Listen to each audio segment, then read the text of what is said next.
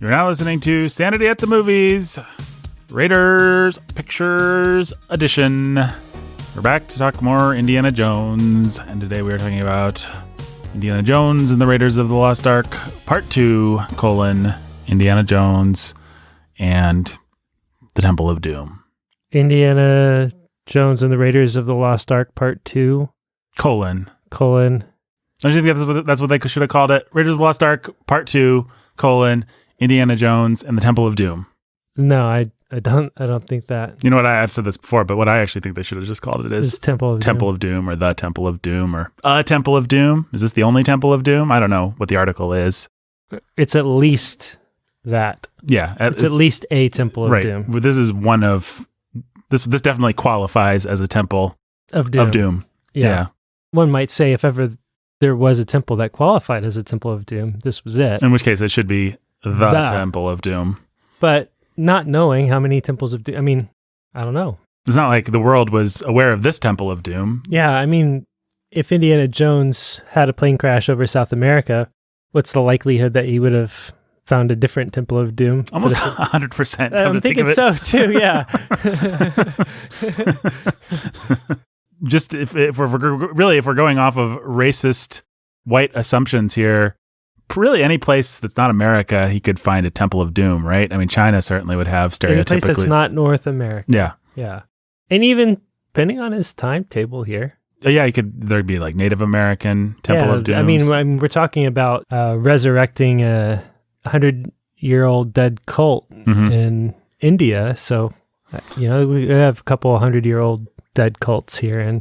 Or it could be a Masonic temple or a LDS something or other. Indiana Jones takes down the Church of Latter-day Saints with all their great history that extends for eons. I mean, I suppose if you would just I mean, that's what National Treasure is. Yeah, that is the Mormons and the Masons. So. Insofar as National Treasure is anything, that's what National Treasure is, I have to say. Even as cheap Indiana Jones ripoff movies, I don't really like those movies very much. I'll go so far as to say I feel like you've watched these recently. I haven't watched them since I first came out. Yeah, I never saw them back in the day, and I don't know why. I always liked I don't know that I liked the Bruckheimer movies, but they were guilty pleasures.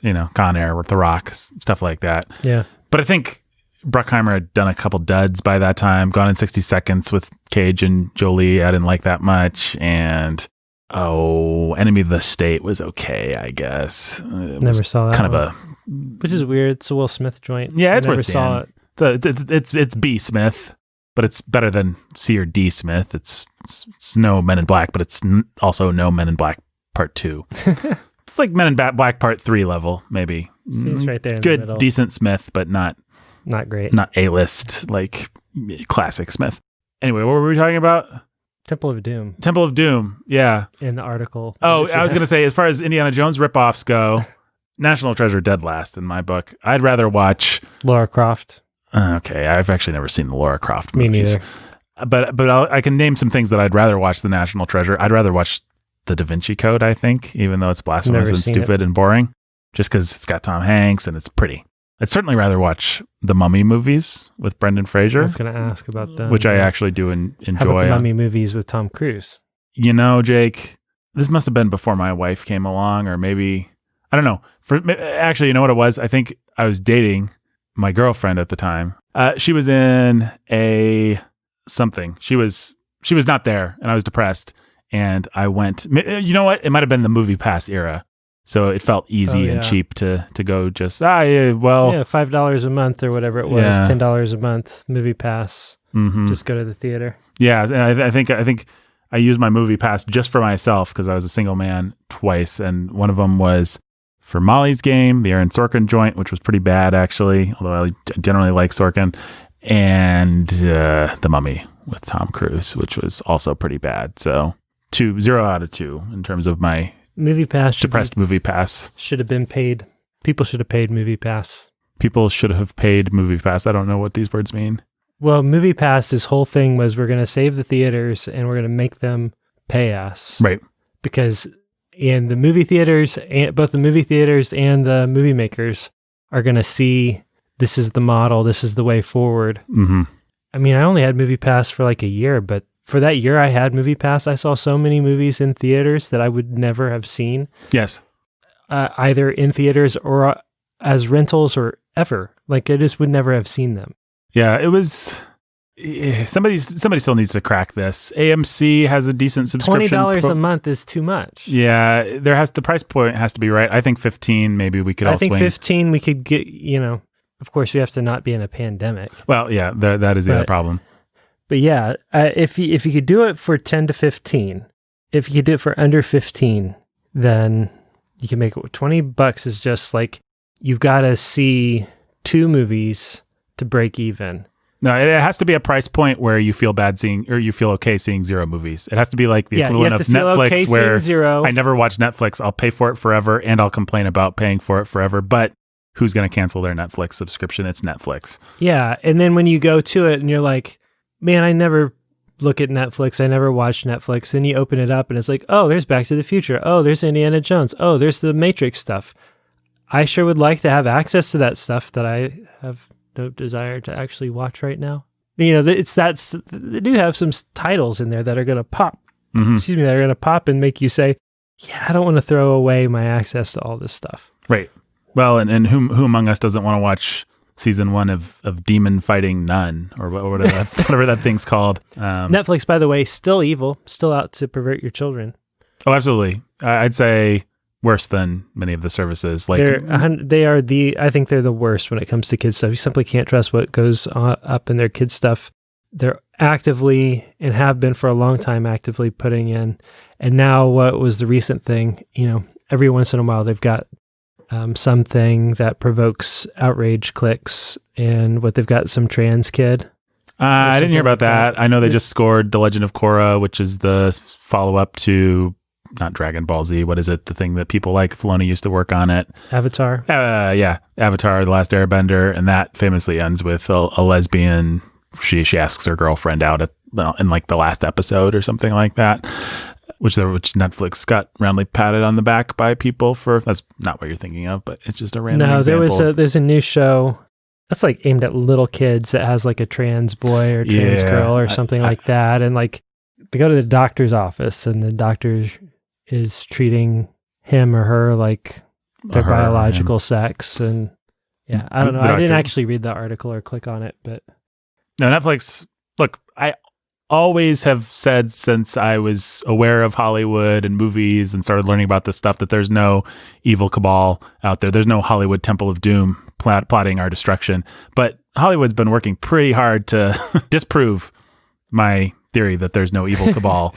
and chief among those working to disprove that, Netflix right there at the very top. Anyway, you can go back and listen to our Sound of Sanity episodes. Netflix is evil. The other thing is like Netflix, they've got these other shows that are basically like cartoon child porn and stuff like that. Yeah. It's like, we really should stop giving our money to Netflix. We should stop passively giving them money so that we can watch Indiana Jones movies.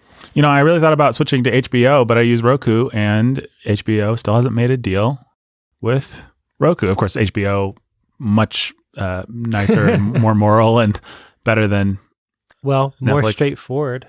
Yeah, at least more honest. Yeah, like it's pretty easy to navigate, I would think, an HBO menu and get what you want. Netflix is tricksy. I mean, even just things like putting Raiders of the Lost Ark and Temple of Doom in the kids menu. Right. Like, come on, okay, sure, we all grew up with these and we have nostalgia, but what thinking adult actually thinks that these are kids' movies? What thinking kid responds to these as kids' movies? Yeah. I mean, come on, you can maybe give a pass to some of the Marvel movies, some of the nicer Marvel movies, although even there, how dumb does our society have to be to think that those are just...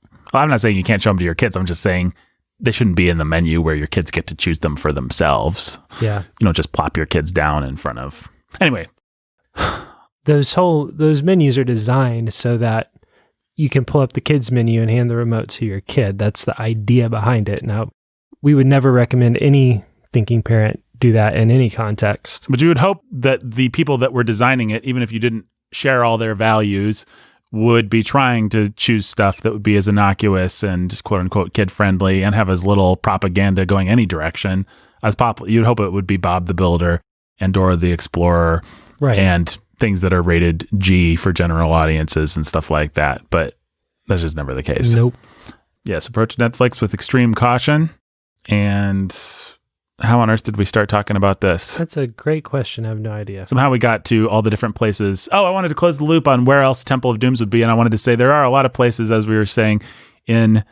Netflix is one of those temples of doom. Netflix is a temple of doom. Western civilization also, if you wanted to beat up on Western civilization, Greece could have temple of dooms. There's all kind of... Any ancient culture is going to have all kinds of opportunities for temples of doom. Temples of doom. Yeah, I mean, jolly old England would have its temples of doom. You got the Druids, you got... Celts. So it's not just whatever the polite PC word is for Oriental culture or South American culture or African culture. It's also white Western culture. So there you go.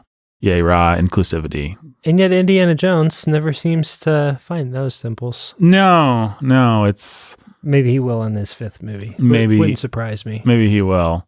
It's almost like, at least in the canon of Western storytelling, we have more fears about the foreigners, the other. Well, the Kali cult has been a thing for a long time, and I did not bother, I must admit, to look up their veracity, but I've read about it before, and people are at pains to say, actually there was never a horrible tug group of, I think it's pronounced tug, Thug, thuggy, however you say it. There was never an evil cult. It was actually a colonial invention because we always demonize the people that we conquer so that we can feel good about conquering them. I know I've read that before. I'm not sure. I guess the only point I'm making is I don't really know how much of this is rooted in any kind of historical reality. I do know that in pulp fiction, I'll just call them thugs because that feels better. It's Thug. The Tuggy and the Thuggy cults have been around for a long time in these kinds of stories. You can read, the Fu Manchu stories.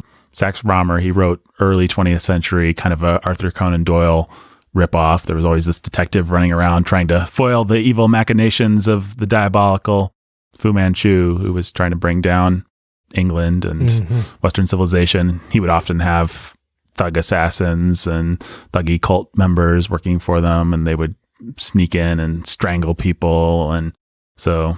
Is that the etymology of thug?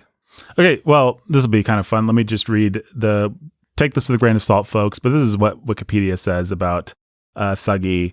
They were an organized group of professional robbers and murderers. The English word thug does trace its roots to Hindi, a Hindi word for swindler or deceiver. Actually, just look up the dictionary definition of thug. You get a violent person, especially a criminal, is definition 1. And definition 2, historical, a member of a religious organization of robbers and assassins in India. Devotees of the goddess Kali. The thugs waylaid and strangled their victims, usually travelers, in a ritually prescribed manner, and were suppressed by the British in the 1830s. That is from the Dictionary of Oxford Languages.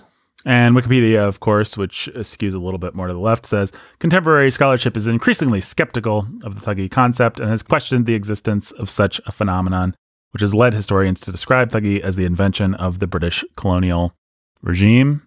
If I had to just take a wild guess without knowing anything about it, I bet the answer is probably somewhere in the middle. In the middle. I bet there were things that happened that were nasty in India, and it wasn't just all nice and wonderful and we were oppressing them. But I bet also it got exaggerated and history became legend and legend became myth and blah, blah, blah, blah, blah. Indeed. That's just my guess. Again, not an Indian scholar. I'm a slight amateur scholar of pulp fiction. And the only thing I really wanted to say is that this idea and this concept goes back a long time to the 18th century and 19th sorry. Yeah.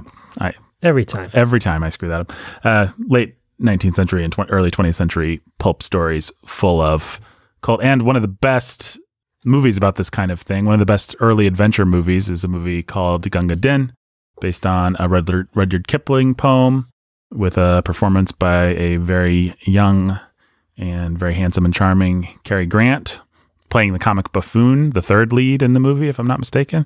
And that is about a group of British lancers that have to face off against an evil thuggy cult. And if people want to see some of the direct inspiration, I guarantee you Spielberg loved this movie and grew up with it, then you can watch Gunga Din. It's a really fun, exciting movie.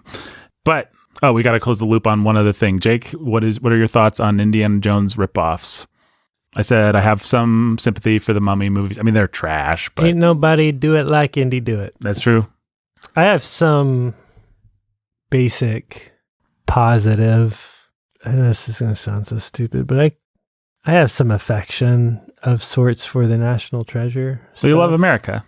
And that's why, yeah. But I've really not played around too much with anything else. Like, I've not seen the Laura Croft. I've seen some of the Mummy stuff. I don't have a lot of affection for those. What else? There was one other that we brought up, I feel like. I don't think we brought up the quickest one to rip off Indiana Jones, which was Romancing the Stone with Michael Douglas. Never saw it. It's fun. You know what's interesting about those movies is you watch them and they have these corny, bad jazz score, and it just detracts.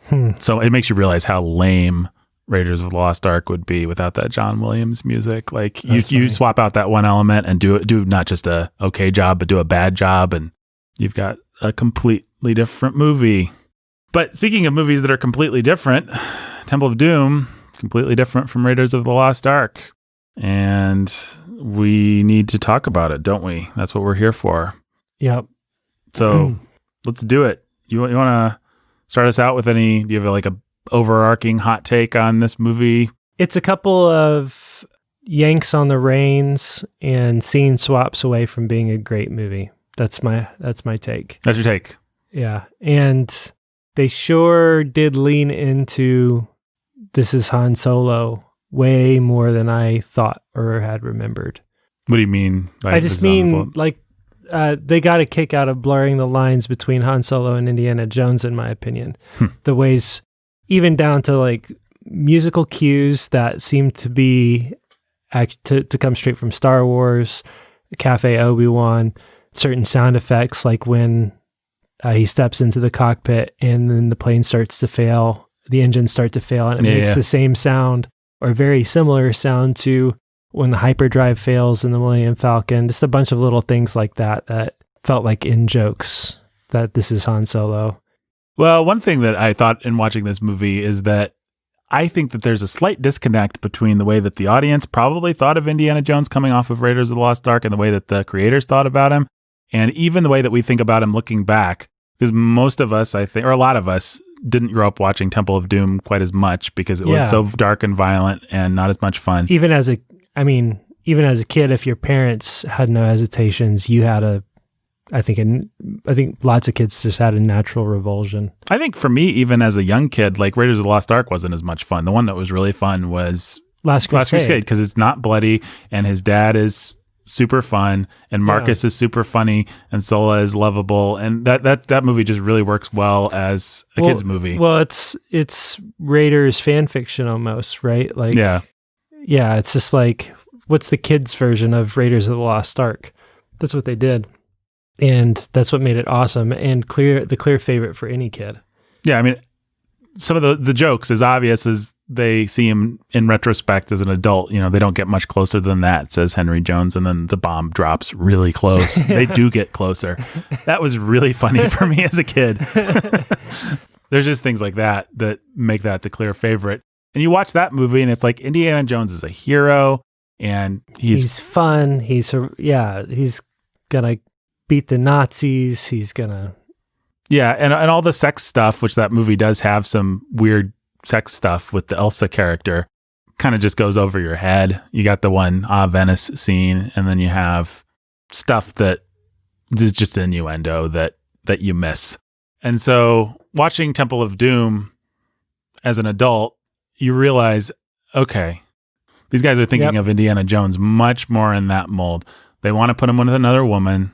Yep. They want to indicate that he's a womanizer, that he sleeps around, that as much as John Williams bent over backwards to do some romance with Marion, George Lucas was not interested in any kind of romance with Marion.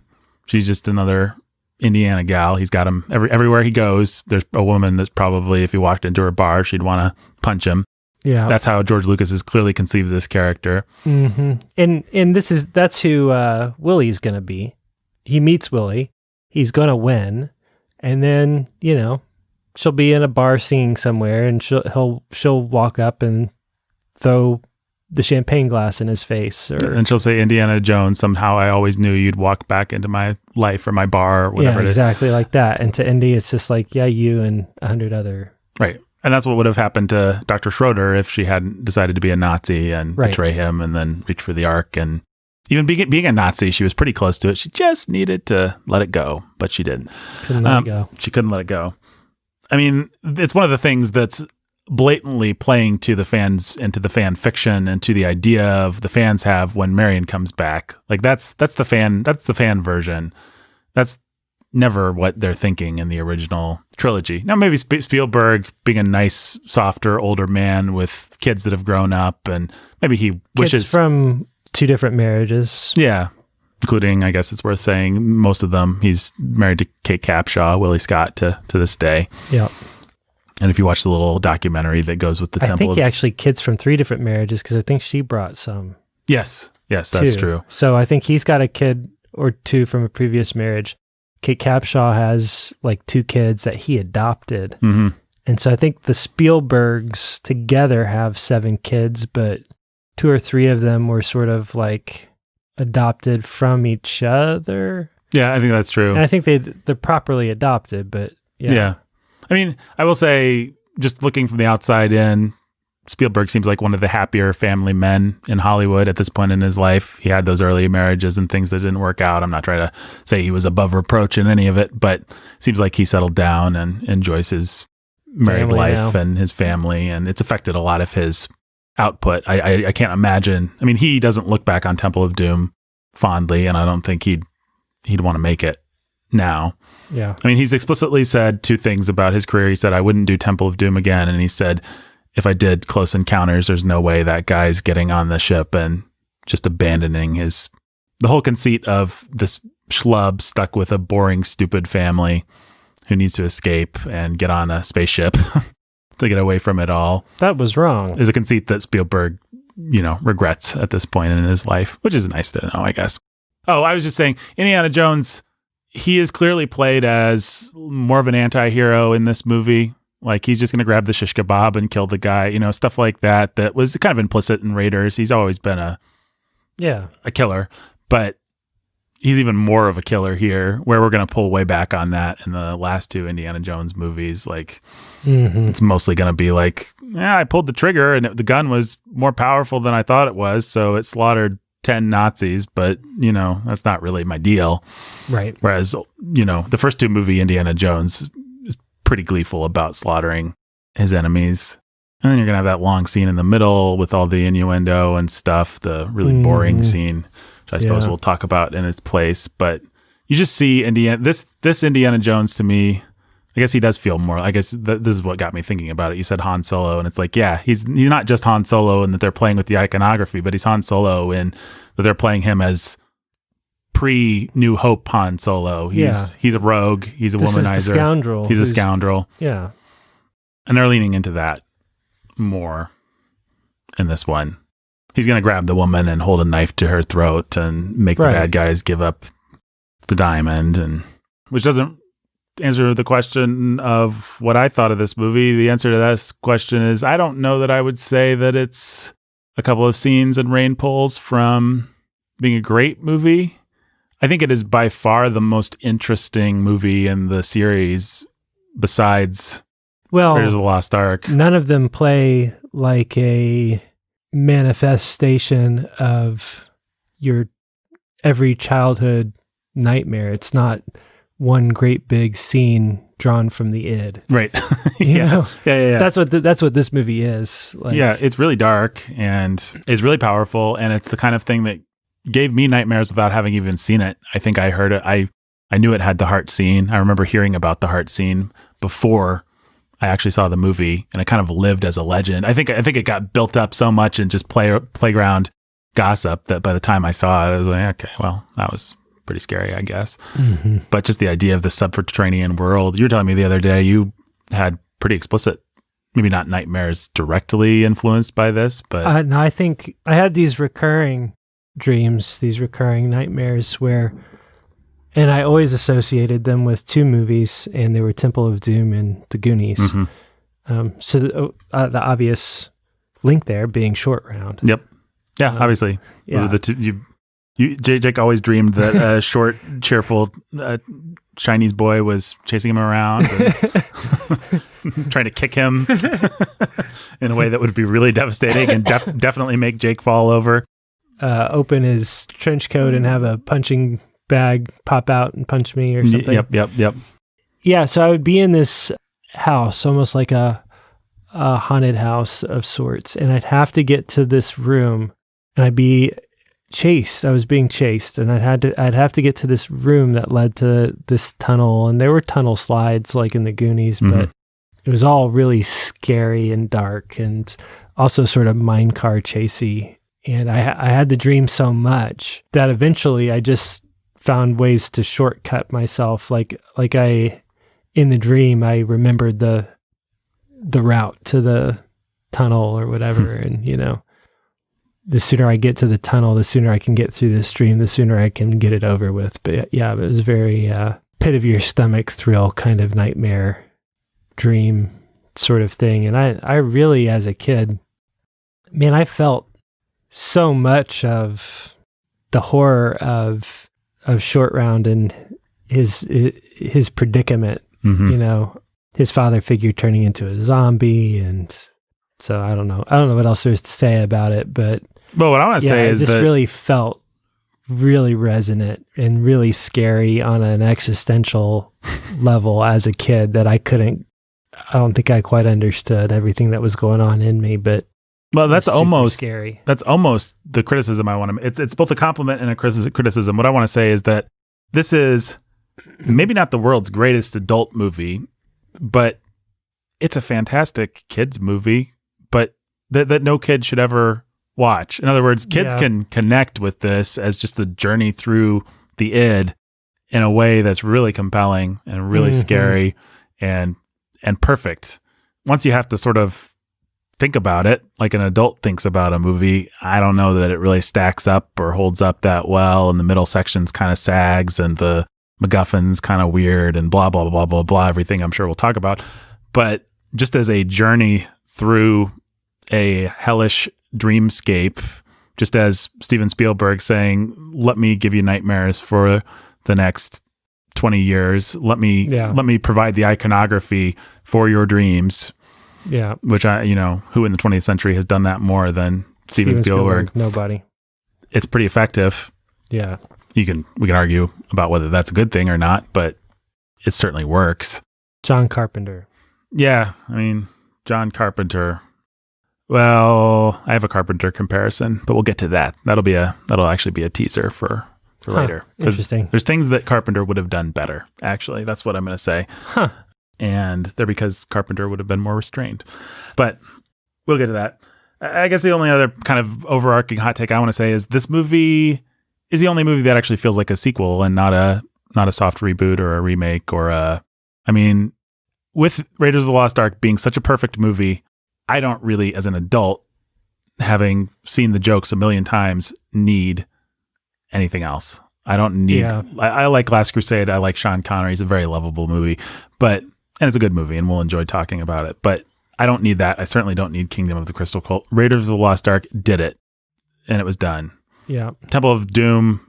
was trying to be something different. Which is a bold stroke, and the kind of bold stroke you have to take when you have such a beloved movie that you're trying to... that's why so many sequels fall flat, and they knew that, and they took a bold risk, and it's the same risk that Lucas took in Empire. Yeah. It's just that Empire worked in a way that Temple didn't.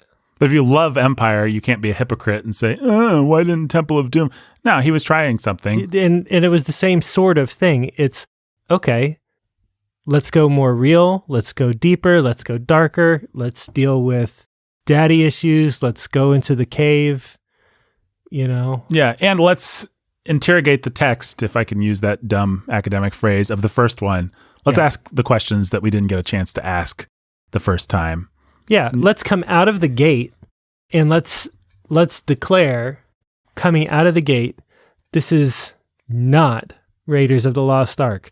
Oh, are we opening up on what we think is a temple, in the wilderness with the oh no, it's not. oh no, but now there's smoke and stuff and red light. Oh no. Oh, we're actually it was a gong. Oh, but it was a gong in a temple where there's now a red light and oh no. Oh, now it's just showgirls and we're in a cabaret scene like from the 40s. Yeah. You know? And then we're going to get to the action, and it's going to be so wildly over the top that you can only read it as a parody of Raiders of the Lost Ark. / any Bond movie. Yeah, / any Bond movie. I mean, that raft thing doesn't work for me because it's like it's making fun of me for liking Indiana Jones. Yeah. Kind of, like, yeah, he could even survive this. Like, no, actually, the guy from Raiders of the Lost Ark is just the luckiest man in the world who survives things that regular people could survive. Yeah. The fact that he survives 1 million of them is, begs credulity or whatever the phrase is. But stretches credulity. That's what I'm looking for. Folks, I slept 4 hours last night. Went to bed at 1, woke up at like 5 or 6. Thought that my wife's alarm was going to go off. It didn't. And it's not just that. It's like the woman is a parody. Like, oh, you bought into the romance last time? Well, the joke's on you, because here's a romance that no one could ever buy into. Oh, you bought into the supernatural stuff last time? Well, the joke's on you, because we're going to push that so far over the top that it's going to become a parody of itself. So, I don't know. George Lucas has said he was going through a divorce and he was a very angry man at the time. Feels like he takes the anger out on his audience a little bit to me. Have you read what Lawrence Kasdan said about it? He just said it was a mean movie and he didn't want anything to do with it, right? Yeah. Lucas and Spielberg approached him to write and he just said, no, this is angry and mean-spirited and I don't want to have anything to do with it. Yeah. Well, we've talked so often on our Star Wars podcast and our Clone Wars stuff, which you can listen to at patreon.com/sanity at the movies for a low, low price. George Lucas is a genius who always comes up with oddball ideas, and he needs to be surrounded with great people who are great executors of his fun oddball ideas. Right. And I think what Spielberg, it's interesting to read between the lines when you see them talk about this. Spielberg kind of wants you to get the idea in retrospect that he knew it was a bad idea. It was just going along with his friend.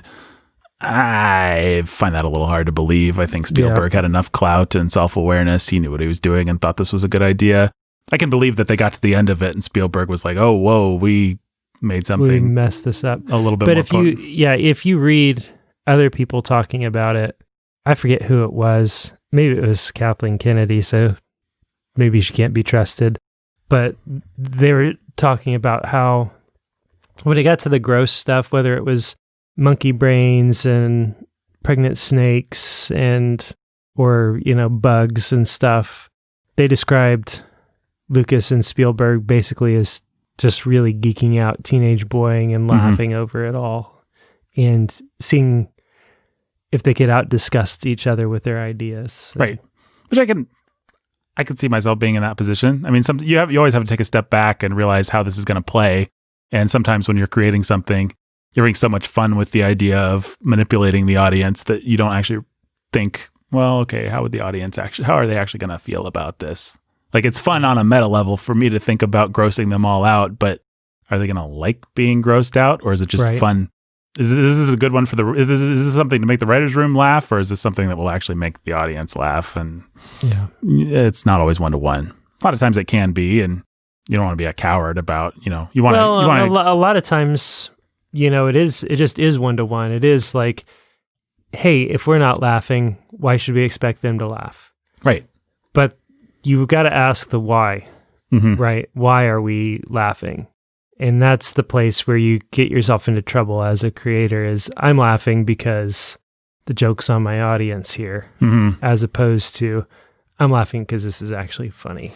Well, and I think they misread their audience a little bit. I think a sophisticated person who saw Raiders of the Lost Ark already as a work of parody would only enjoy Indiana Jones being that much more of a work of parody. But most people actually had affection for the character of Indiana Jones, saw him as a guy that was fighting the Nazis and doing a great job of it. Bum, ba-dum, bum, yeah. Bum, ba-dum. A lot of it really is John Williams. If John Williams had allowed us to have some distance from Indiana Jones and not to feel so roused by how awesome he is, then you could do a lot more with him.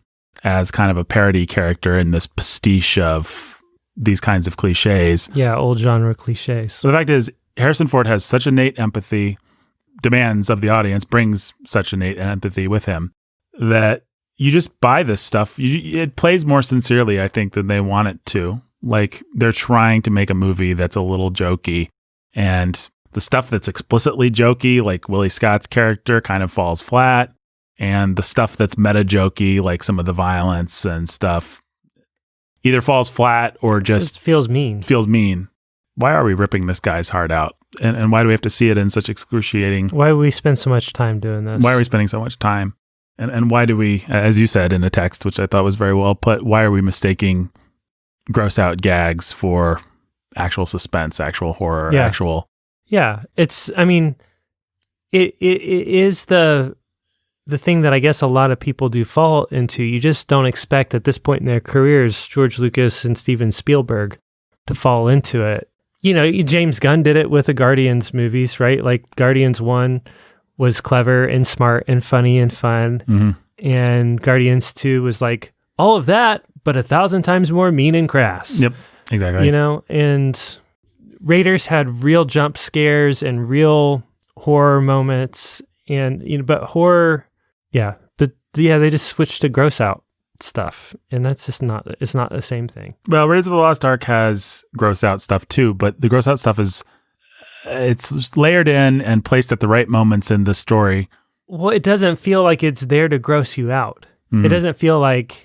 That really is the trick that they missed. In Raiders of the Lost Ark, anytime something violent or terrible or gross happens, it feels like it's there for its own purpose, inevitable. It's part of the story. Yeah, like, oh, this is just what would happen. Oh, that was the power of God. It melted those people. I'm sorry that we had to see that. Yeah. The movie has to maintain that kind of a distance. And is it ultimately a kind of ironic distance? Like, yeah, we all wanted to see that, but of course it is. That's the nature of a movie. But when you get it's hilarious that Willie is grossed out by things that everyone in their right mind would be grossed out by. No, it's not hilarious, guys. That is not funny. Right. What's more funny, it's not hilarious, but what's at least works on some humorous level is... If Willie's grossed out by something that nobody would be grossed out by. Yeah. Or if there was, Well, I was just thinking good of suspense. If Alfred Molina is really scared of tarantulas and Indiana Jones is just like... let me wipe those off for you. Yeah. Like, let's have a moment with some kind of ironic contrast or interesting or something that tells us about the characters. Just, she's scared of billions of creepy bugs. It's like, well, I would never, I mean, if that's me in that situation, Short Round and Indy are dead. Right. Like that's part of the problem is like, I sympathize with how grossed out she is. Right. Right. And Indy doesn't because Indy's dying, but then you just like create the wrong kind of tension where Indy is mad at me. Yeah. you know, like, and you don't want to feel that. What now, if you want to flip it and have her get caught in a situation full of gross stuff and Indy has to charge into it, not be bothered, but be a little heroic. Mm-hmm. Okay, that works. Like, yeah, well, it's an interesting dance that they try and do with the Willie Scott character. And ultimately, I think I like Kate Capshaw, and I think she tries her best with some bad material. I think she's a pretty natural comedian. I think she might be the best actress of the three Indiana Jones babes. She just doesn't have good material. She doesn't have good material. And it's such a trick with a character like that. If you want us to really enjoy her getting swarmed by bugs, then you can just dial her up even 5% more and make her really hateful so that we get catharsis. Like, look at this lady that we all hate.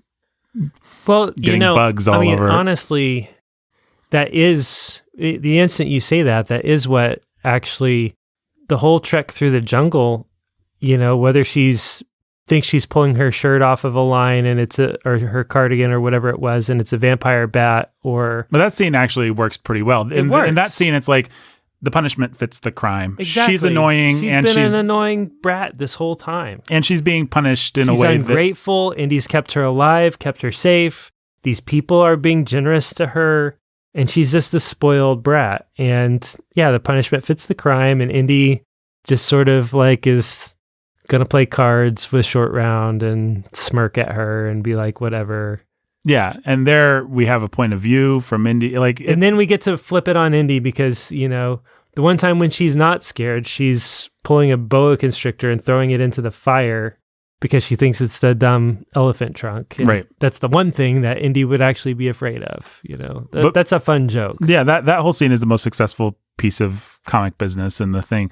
But then you get all this romantic tension crap where she actually gets some sympathy because she's no more of a jerk in her sexual flirtation than Indiana Jones is. If anything, right. His aggression and then his weird flip where he suddenly doesn't want to sleep with her all feel pretty arbitrary and lame and stupid and not very suave or cool or James Bond. This guy is not actually. Right. So by that time, it's like, well, she's already been punished way back in Act 1, and we either need to reestablish that she's horrible and make her so horrible that we just want those bugs to eat her, or we need to forget about that and just have her be part of the team from now on. Right. Just like they did with Marion, where Marion was part of the team.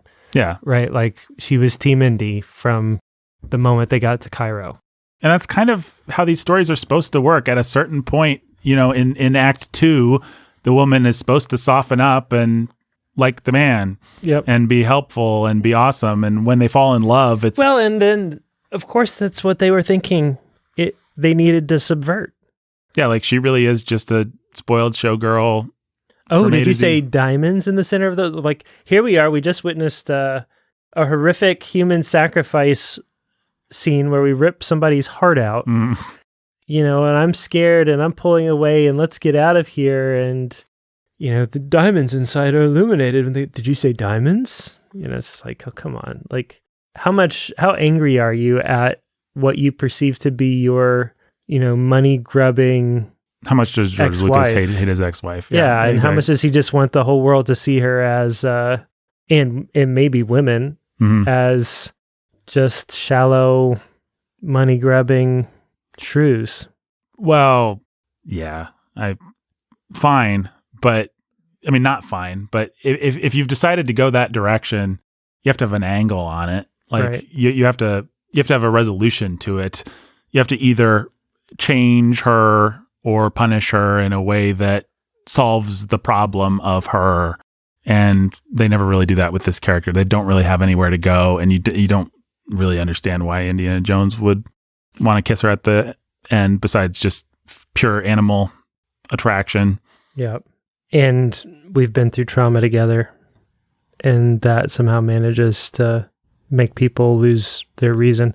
Which is a really standard, like that stupid Jurassic Park movie with Bryce Dallas Howard did that trope and everybody made fun of it because it was so lame. Like Chris Pratt's the manly man and, she's kind of a stick in the mud, but they're going to have they're going to run from dinosaurs together. And then at the end, they're going to be in love. Well, let me come back and put a bold claim on the table. Yes.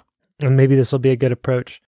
Act 1 of this movie, minus the raft, everything up until you get inside the actual Temple of Doom is still really great. And I don't care.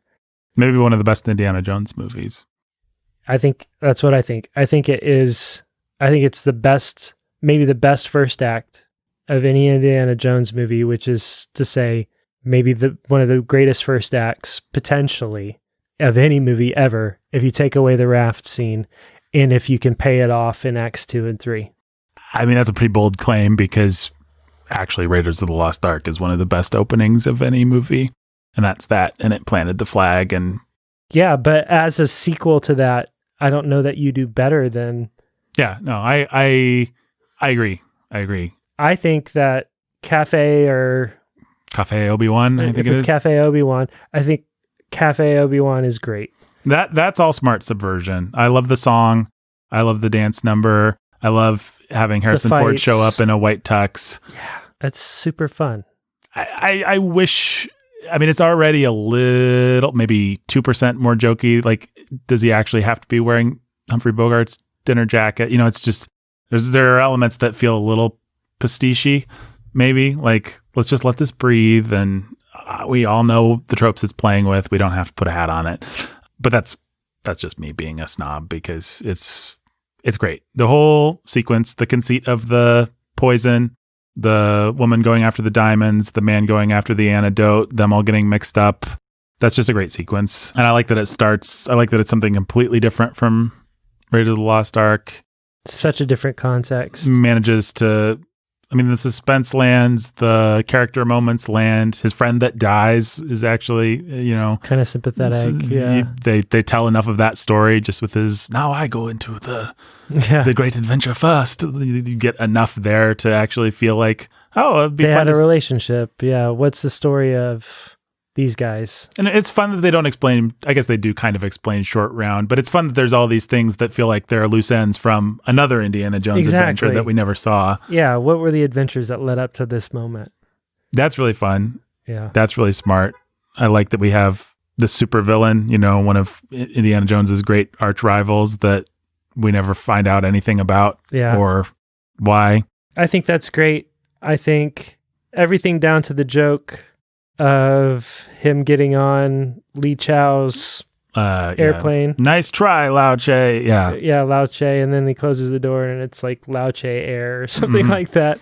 That's pretty great. We should point out the thing that you caught that I'd never noticed, cameo. Dan Aykroyd cameo. And I think that there are other cameos around that airport that I think like George Lucas is there. And I think maybe some other people are there. Yeah, it wouldn't shock me. They like to do that kind of stuff. But yeah, I noticed Dan Aykroyd. It was the first time I'd ever, I think, noticed that it was Dan Aykroyd. Well, he's there. He's center frame. He's talking. He doesn't get a close-up. He is doing a British accent. He's the guy that says he booked Indiana Jones on such and such a flight. Yep.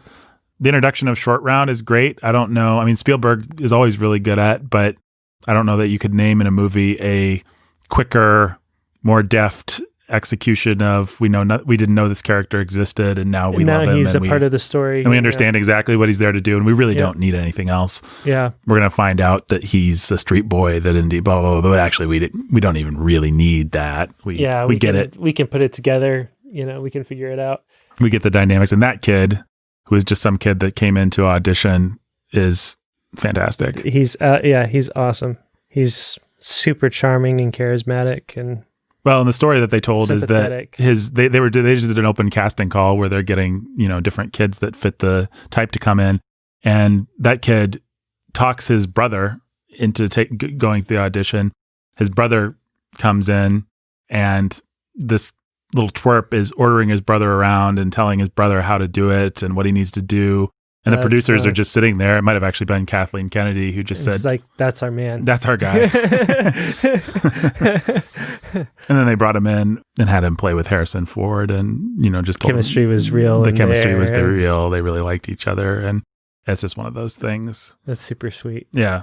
Yeah, it really feels, in some ways, maybe this is going a little far, but in some ways, you don't really feel like that kind of magic happens. But it feels as much like off-screen magic as anything, like Tom Holland and Robert Downey Jr.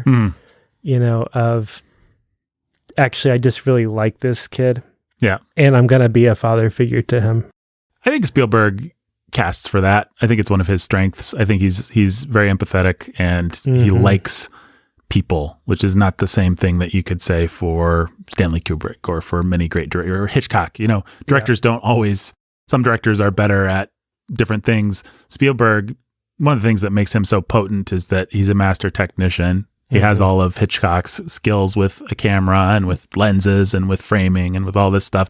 But he also obviously really likes people and likes kids.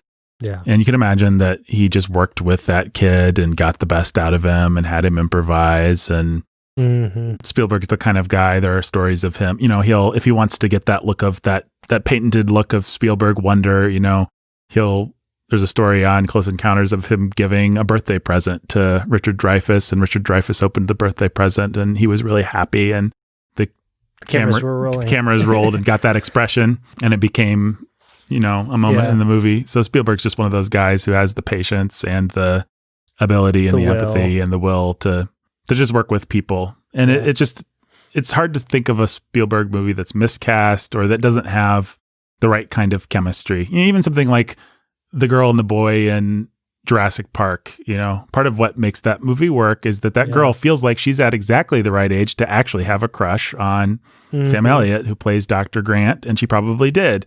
Yeah. And the little boy was nerdy, and Spielberg just he always gets those things right, and it's not something that you even necessarily think about that much, but he has good chemistry with his people, and they have good chemistry with each other.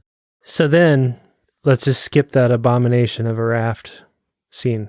'Cause everything up until then Is good, including the dastardly pilots deciding instead of, taking guns and just shooting the sleeping people.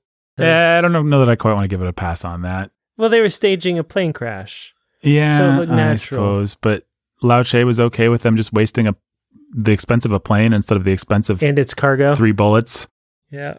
I mean, you could take 3 bullets to the head and then throw them out of the plane and over a mountain and, never to be found. This is 1930 something or whatever. After all. I mean, I know it's one of those things that people like to give a pass to and make fun of, and Austin Powers made fun of it in James Bond. I'm personally never been a fan of I'm a villain and I'm going to put a hero in a situation where he'll be able to escape, where I'm not just going to shoot him and I'm going to put him in a doomsday device that's going to slowly make a laser come at him or something like that. Like, to me, that always breaks the reality of, like, any villain that's not smart enough to just shoot the hero is not a good villain in my book. I don't know. I think they could have taken 2 seconds and just had those guys pull guns and shoot the controls, and Indiana Jones could punch them and they could go flying out of the door, and then we could have the same scene. But minus the raft. Minus the stupid raft. I don't even mind the raft if they just wanted to jump out at a lower altitude, so it wasn't so ridiculous. That's actually what I thought. The first jump was a low altitude. Right. It was a reasonably low altitude. Yeah, that's fine. It was fine. when they went sailing over the cliff and then landed in the water. That was like, oh, come on. And it's not just one moment. What makes me not like something like that is it does just feel like kind of a middle finger to anyone who's ever invested in any of the adventures in the 2.25 movies that we watched now. Like, yeah, we all know this is all BS. It's like, no, actually, I was suspending my disbelief until you told me that I was stupid for doing that. Right. But then, okay, we're on the lazy river. Now we've got, boom, out of the jungle come not guys with darts that are going to get us, but people who have problems and need our help.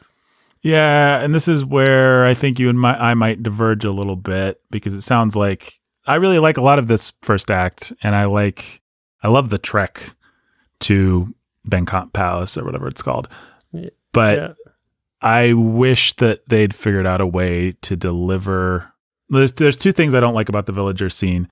Number one, the Willie Scott stuff is so cringe when and so unlikable when she's like, when he says, this is more food than they'll see in a week, and she says, here, you have it. It's just like, there's no coming back for this character. Mm-hmm. I get the bratty female that needs to be tamed by John Wayne, whatever. That's a trope that goes back for a long time, but that's really unlikable and not funny. Anything works if it's funny. If it pays for itself, great. But right. No, I'm with you on that. And I'm also with you on not really being able in that moment to deliver on any kind of real mystique with what I think this is what you're going to say. If not, no matter, it's what I say. I don't think that they really set up enough mystique and drama around our MacGuffin, the stone. Yeah, it's the problem with Act 2, and it's the problem is written into the movie at this point where it doesn't need to be. We need a really clear setup of what the MacGuffin is, what it stands to do for us, why we want it, what the stakes are for Indiana Jones. It's all there. I'm not going to argue that it's not kind of there. And they obviously from the beginning felt the need to really bolster it because they knew they had just a dumb stone. Mm-hmm. And so it's a whole village full of children who are now mining slaves in the salt mines of or spice mines of Kashyyyk, right, as it happens. But I wish that the guy had spoken 3% better English, and he had said, please, Indiana Jones, we need you to go and save our children from slavery. They're being held. I mean, I realize, again, I can't argue that it's not all kind of there and not all basically explicitly there. But the setup of what the arc is, what it does, why it's worth fighting for, who the bad guys are.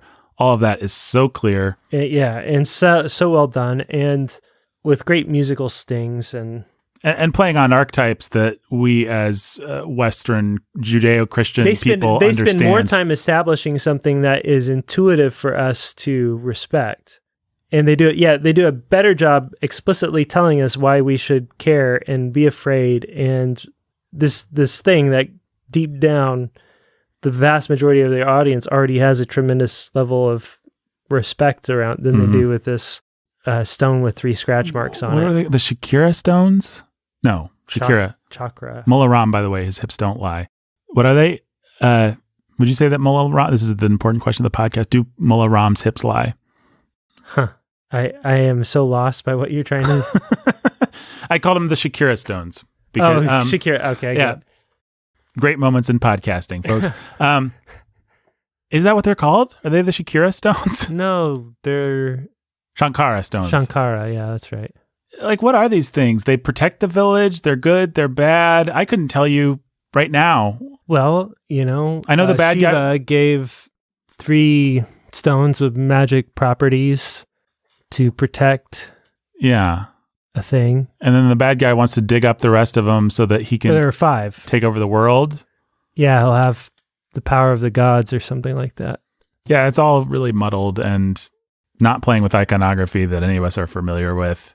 Yeah. I mean, probably the simplest solution if you're writing the script, if you're doing a rewrite, is you need to save the kids from the power that may or may not be. When did Dragnet come out? Demonic. Dragnet, the Dan Aykroyd movie or the TV show? The Dan Aykroyd movie came out probably around this time. I want to know which was first because... Dragnet came out in 87. And Raiders was? Raiders was 81. Temple of Doom was 84. Okay. So it makes me wonder if Dragnet is actually just sort of making fun of Temple of Doom. It's been so long since I've seen that Dragnet movie. I barely remember anything about it. Well, they have like this like whole pagan thing, and it's actually, you know, Pagan, and Tom Hanks has to infiltrate the cult. There you go. They was like wearing, you know, skulls on their heads, and I think they're going to sacrifice a girl and something like that. It's been a long time since I've seen it too. 2 great Dan Aykroyd movies, Temple of Doom and Dragnet. Sorry, it's a random pull, but it's been floating in the back of my mind as being well, that's what's actually true is that Dan Aykroyd loves the occult and likes to put as much of it into his scripts as he possibly can because he believes that stuff. Dan Aykroyd believed in the crystal skulls long before Indiana Jones had to deal with them and released his stupid crystal skull vodka, which I think you can still find in liquor stores, a liquor store near you. Anyway, all that to say... Sorry for that excursion. No. Okay, but then even if they fail in the Indian village to set up the problem, we go on this jungle trek. The jungle trek is awesome. And it's awesome. John Williams is knocking it out of the park with this score that makes it feel like Lawrence of Arabia or something like that, a David Lean kind of a movie. Yeah. And then as they get near to Pankot Palace, they uncover this like little shrine of where there's been some form of human sacrifice. Mm-hmm. And you've got like that where all the fingers blood are and the fingers, and the natives get freaked out and start whipping the elephants and running away. Mm-hmm. And it's super evocative and everything up to spooky. That palace is spooky. The giant vampire bats, honey, work perfectly. Yeah. That's what we were saying at the beginning. This movie plays as id better than it plays as super ego, whatever the opposite of ego, whatever the opposite of is. Like the story may not make sense, and it is a problem that you don't really even know what Indiana Jones's goal is here. But on some kind of deep, nightmarish, Jungian level, you know he's walking into the heart of darkness. Yeah. And it's pretty spooky. Yeah, Heart of Darkness is apt. It's the same feeling that you get evoked in certain parts of Apocalypse Now, or when you're reading Heart of Darkness, or you know, and that's a really cool thing to do. Yeah, it's great. It might be, now that we're talking about it, it's like It's almost kind of my favorite part of the movie, even though nothing all that exciting happens, but it's just so evocative. And it's the part of the movie that remembers that tension is what's scary and frightening and gives you that thrill, not just being disgrossed by things. Yeah, well, exactly. And once you've been disgrossed, then it's like, where is there to go from there? It's maintaining that tension as long as possible. Yeah, I really like that part of the movie. Riding elephants is fun. The cliche of the natives that run off, as racist as I suppose it is always a great cliche for any kind of adventure story. Now, from this part of the journey, we're on our own, you know? Well, and they were smart. Like, yeah, I get that it's kind of a racist cliche, but it's also kind of like, they live here, they know better. Yeah. They get it. Like, yeah, it's you're going to Dracula's castle. Like, yeah, the Transylvanians aren't cool with that. Only a dumb European would. The Transylvanians are looking at Jonathan Harker and saying, "Are you serious? Like you going? Are you really? Like, you should not do that. No, you should not do that, and you shouldn't do it alone. Right? Like, this is bad. Don't do. I beg you not to do that. I can't even fully explain to you why, but don't. Right? Like, everything in the movie is saying that, and Fearless Dr. Jones is taking this brat of a woman and this little ward of his that looks up to him into the heart of darkness, into all of this danger. That's a great setup for tension. And then when we get to that table, if you take away what they think is the comic relief of grossing us out, a lot of what happens at that table is really great too. No, I like the idea. I mean, we could get bogged down talking about white savior narratives and all this kind of stuff, but if you're okay with them making the movie at all, I really like the idea of the cynical, Oxford-educated sort of Indian gentleman that greets them, and the ominous, just that feeling that they know how to dress up and put their best foot forward when a white guy comes around. But if you're not here, he's going to be wearing his skull hat and exactly. sacrificing to demons. Sacrificing to demons. It just has a little bit of that feeling of what a good Indiana Jones film and what any good horror film really should have. You know, it's Psycho, right? Like, you could get off the highway and go to any hotel. The Bates Motel. The Bates Motel. But it gives you the feeling when you get done with Psycho of, gosh, any hotel that I go by could have something behind closed doors going on. Yep. And it's that same feeling of they're going to put their best foot forward, but what kind of uncivilized, what kind of ancient things are lurking behind this thin veneer of civilization. So I actually like that guy. I wish they would have done more with him as a villain character. And the prince is fine, and yeah, he was great until they just turned him into the pagan priest that... Yeah, the prince is super sympathetic, or always was to me as a kid. Yeah, well, again, that's just Spielberg's deft touch with kids and with actors. Like, he can do a lot to make that kid sympathetic just by casting the right kid and just by making sure that we like him. Or feel bad for him, or feel like he's caught in something. So up to this, I guess we should talk about the food. That part's pretty dumb. Can we first talk about where the heck Indy got his tweed and his glasses I mean, for that meal? I think I've sort of taught myself not to notice that because it's one of those things that when I do notice it, it does bug me a little bit. Yeah. But I think you just have to accept that tailors follow all your favorite movie heroes around, and yeah, it's like, oh, you're here in trash, Dr. Jones? Well, just so happens we have a tailor who can make you comfortable. Right. which I suppose maybe is what the plot conceit is supposed to be. I mean, they certainly had some exotic clothes for what's-his-face.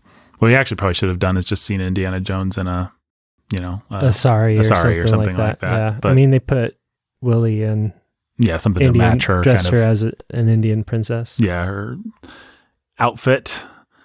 So we got the wonderfully hilarious food scene, which I will admit to liking as a 12-year-old boy, or I suppose that scene hit me correctly. It's never played for me in my life. But maybe that's the difference between us. It's pretty stupid. I don't like, I mean, I'm not defending it. I don't like it. I think you've done so much work to establish these people as credible and threatening and kind of scary, and then we're going to immediately go into the goofiest stereotypes foreigner stereotypes with this big fat guy with a mustache who's giggling as he eats. Yeah, he's like, oh, yes, delicacy, and then we got the snake, and it was a pregnant snake. And we're gonna cut it open, and all the baby snakes are gonna... The chilled monkey brains.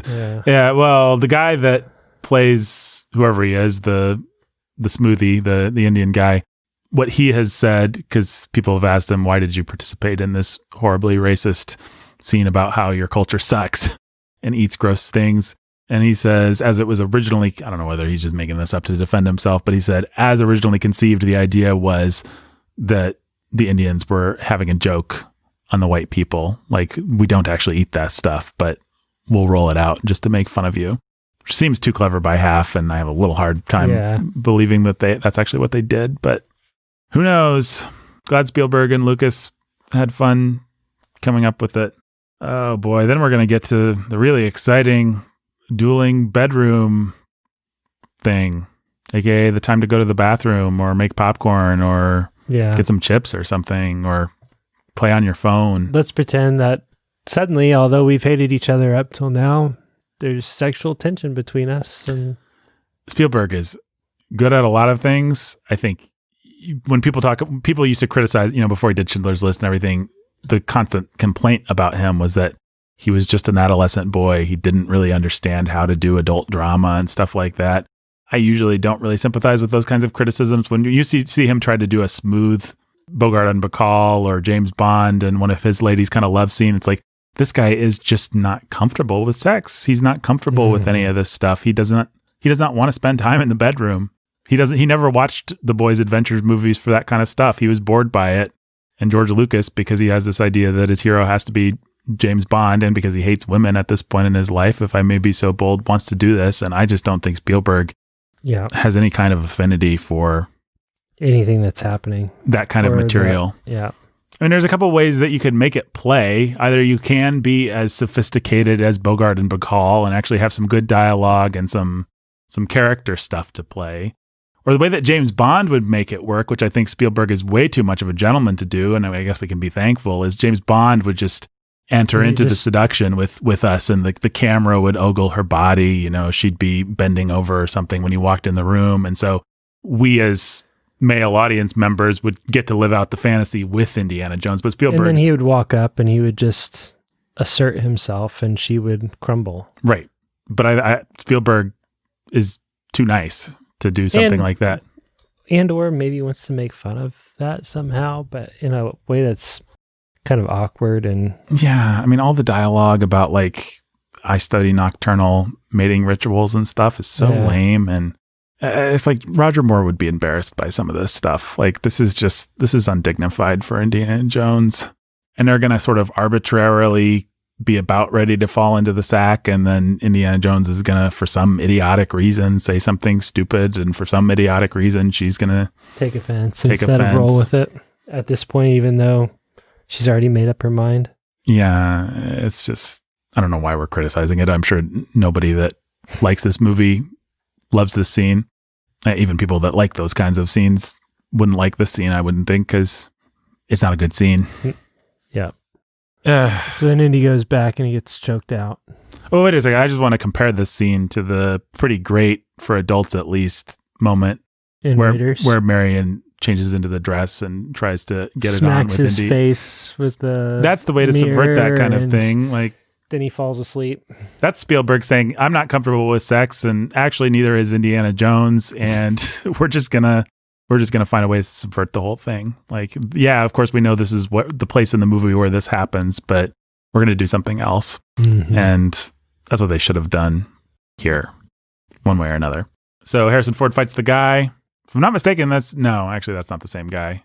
Pat Roach, the stuntman, appears in all three movies. He's he's the helicopter fight guy.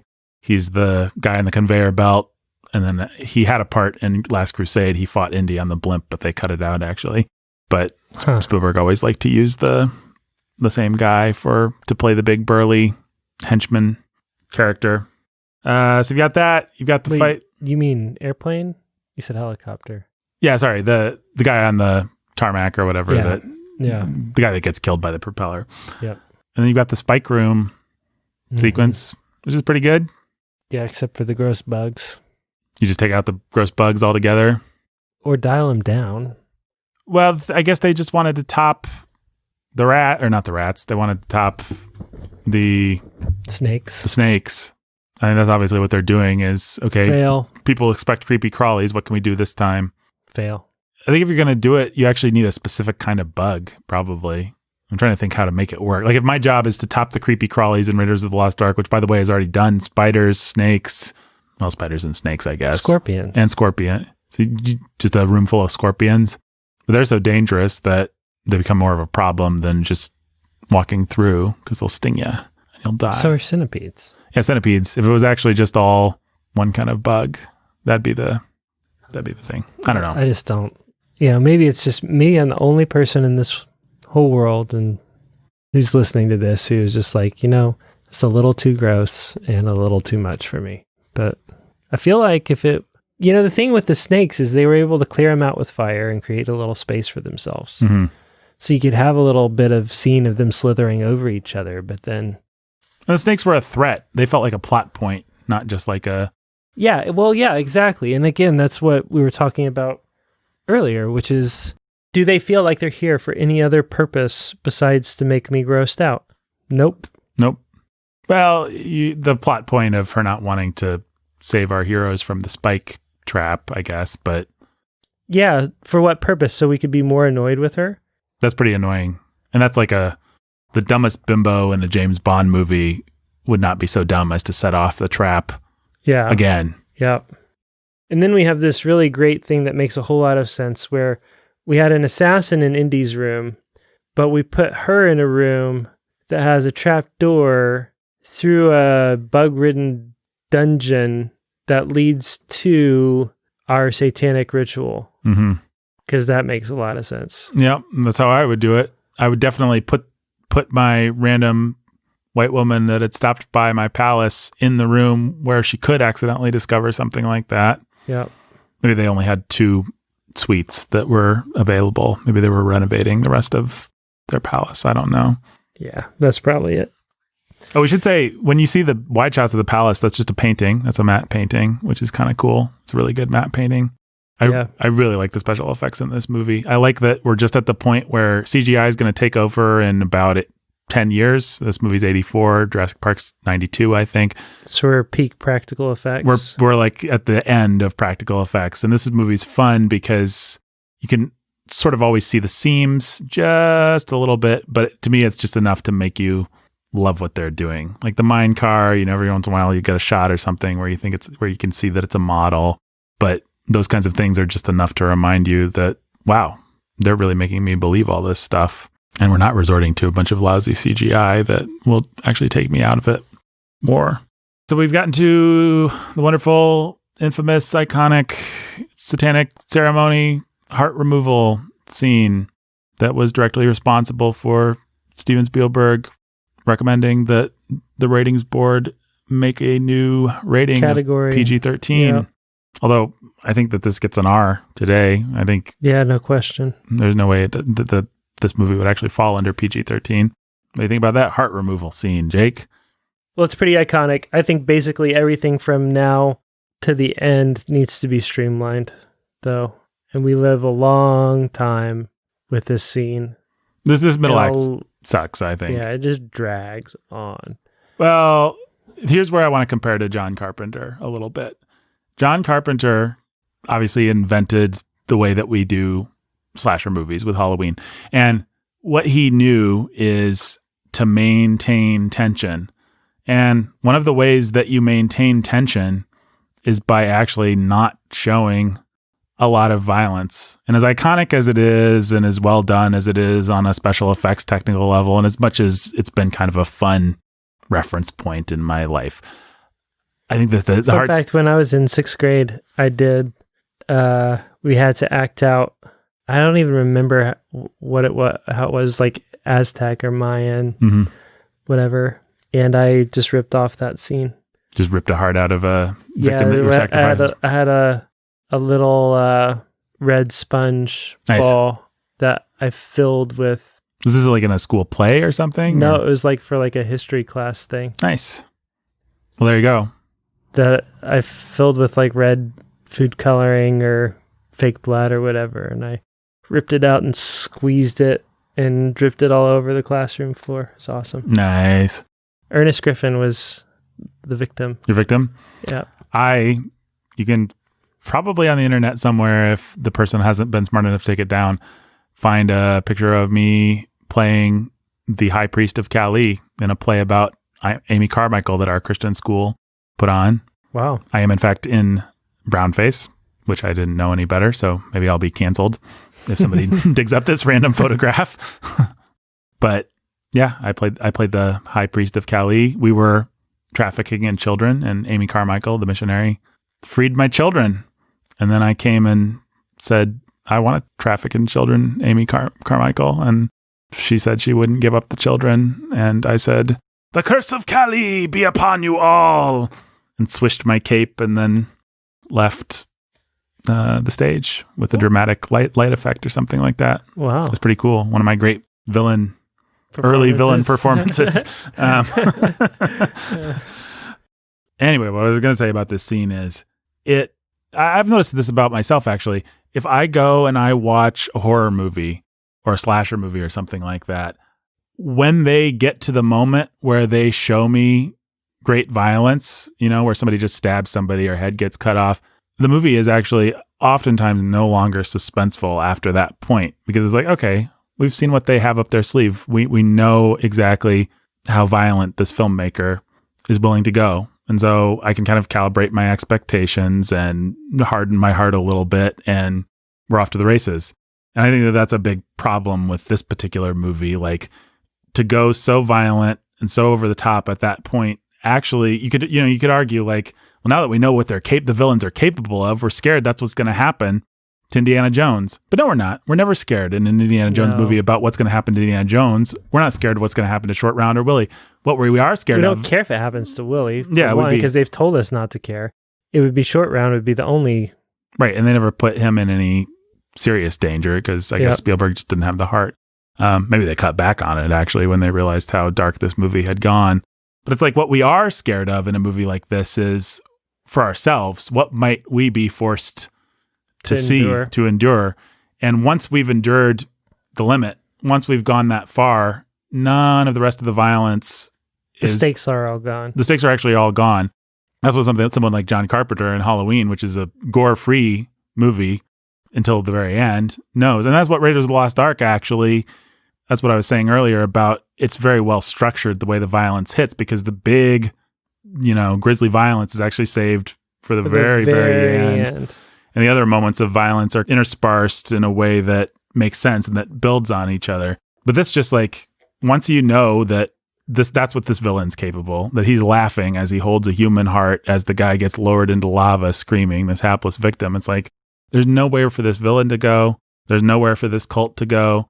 There's nowhere for the demonic powers to go. We know that demonic powers exist in this universe. There's no question that magic is at work. There's no question that black magic is. There's just nothing. If you want to do this kind of bloody special effects spectacle, you have to find a way to, I think, in a movie like this, save it until the very end, which is, of course, what Raiders of the Lost Ark and Last Crusade did brilliantly. And I don't know that there's a good plot solution to how you do that. But if anyone's heart is going to be snatched out of your body, you can't do it at the early part of Act 2. It just leaves your movie nowhere to go. And I think this movie takes a long time. It's part of what makes the second act feel sluggish, is that you're recovering from that for so long. And there's things that should be suspenseful, like when they're getting the blood poured down their mouths and Indy's being hypnotized, that just feel grisly and like they're piling on. Because we've already seen the ultimate atrocities. And so now it's just like, instead of, oh boy, what are these bad guys capable of? It's like, yeah, that's more of the same from these guys. They're jerks. And so it's just kind of boring, actually. Yeah. And it only really works insofar as it does play where the id is the playground. Yes. Right? Like where it's the existential angst you feel as a child of, the child who should never be watching this movie. Right. Of, what if the bad guys got my dad and turned him into a bad guy? turned him against me, corrupted it. Like, well, the other thing that plays to my theory about the way that a kid would watch this movie is a kid covers his eyes or at least peeks through his fingers.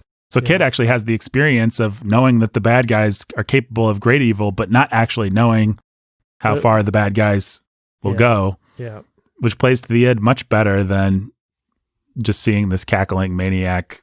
Yeah, which in fact is much of how I watched this movie. Because I remember, like, there were lots of movies that I watched as a kid that just my parents didn't really have any qualms about. Or if they did, you know, like with this one in particular, maybe they would, you know, send me to bed or whatever for now we're in the temple. Mm-hmm.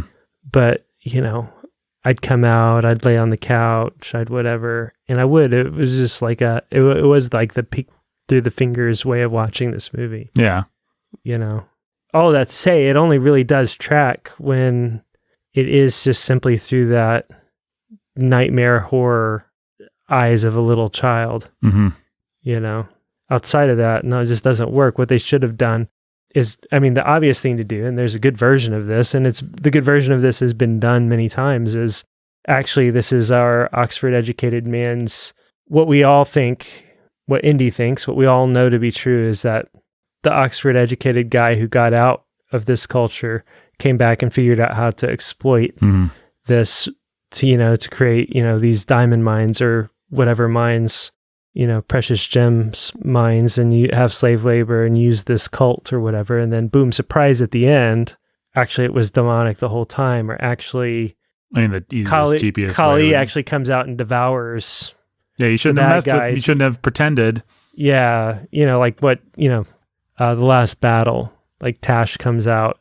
Yep. And devours all the pretenders who had been invoking it. You called on Tash. You shouldn't have called on Tash. Which Indiana Jones sort of lamely tries to do that at the very end of this movie. Something. Well, he just yells out like, "Go see Kali in hell." You know. Yeah, if the heart trick turned out to be theatrics on the bad guys' part, if that was a plot point, that would actually be a pretty good plot point, I think. You know, and they probably had the thought of, you know, we can't have Indy always be surprised that the supernatural is actually at play here. But they also made this a freaking prequel on purpose. Like, they set the year prior to Raiders of the Lost Ark. So if anything, he should be more surprised by... And by the way, I'm fine if he's surprised every time. Yeah. I mean, who cares? Yeah, you should vary some other things, but let him always approach cynically, which is what a good archaeologist, I guess, should do. And then let him... be surprised, or be surprised to find that he's actually a believer. Yeah, I mean, that's the trick of these movies. The reason Indiana Jones wins is because he's always a believer. He's never actually a cynic at heart. No, he just plays the cynic's role until such time as he's confronted with the hard realities of what's in front of him. Yep.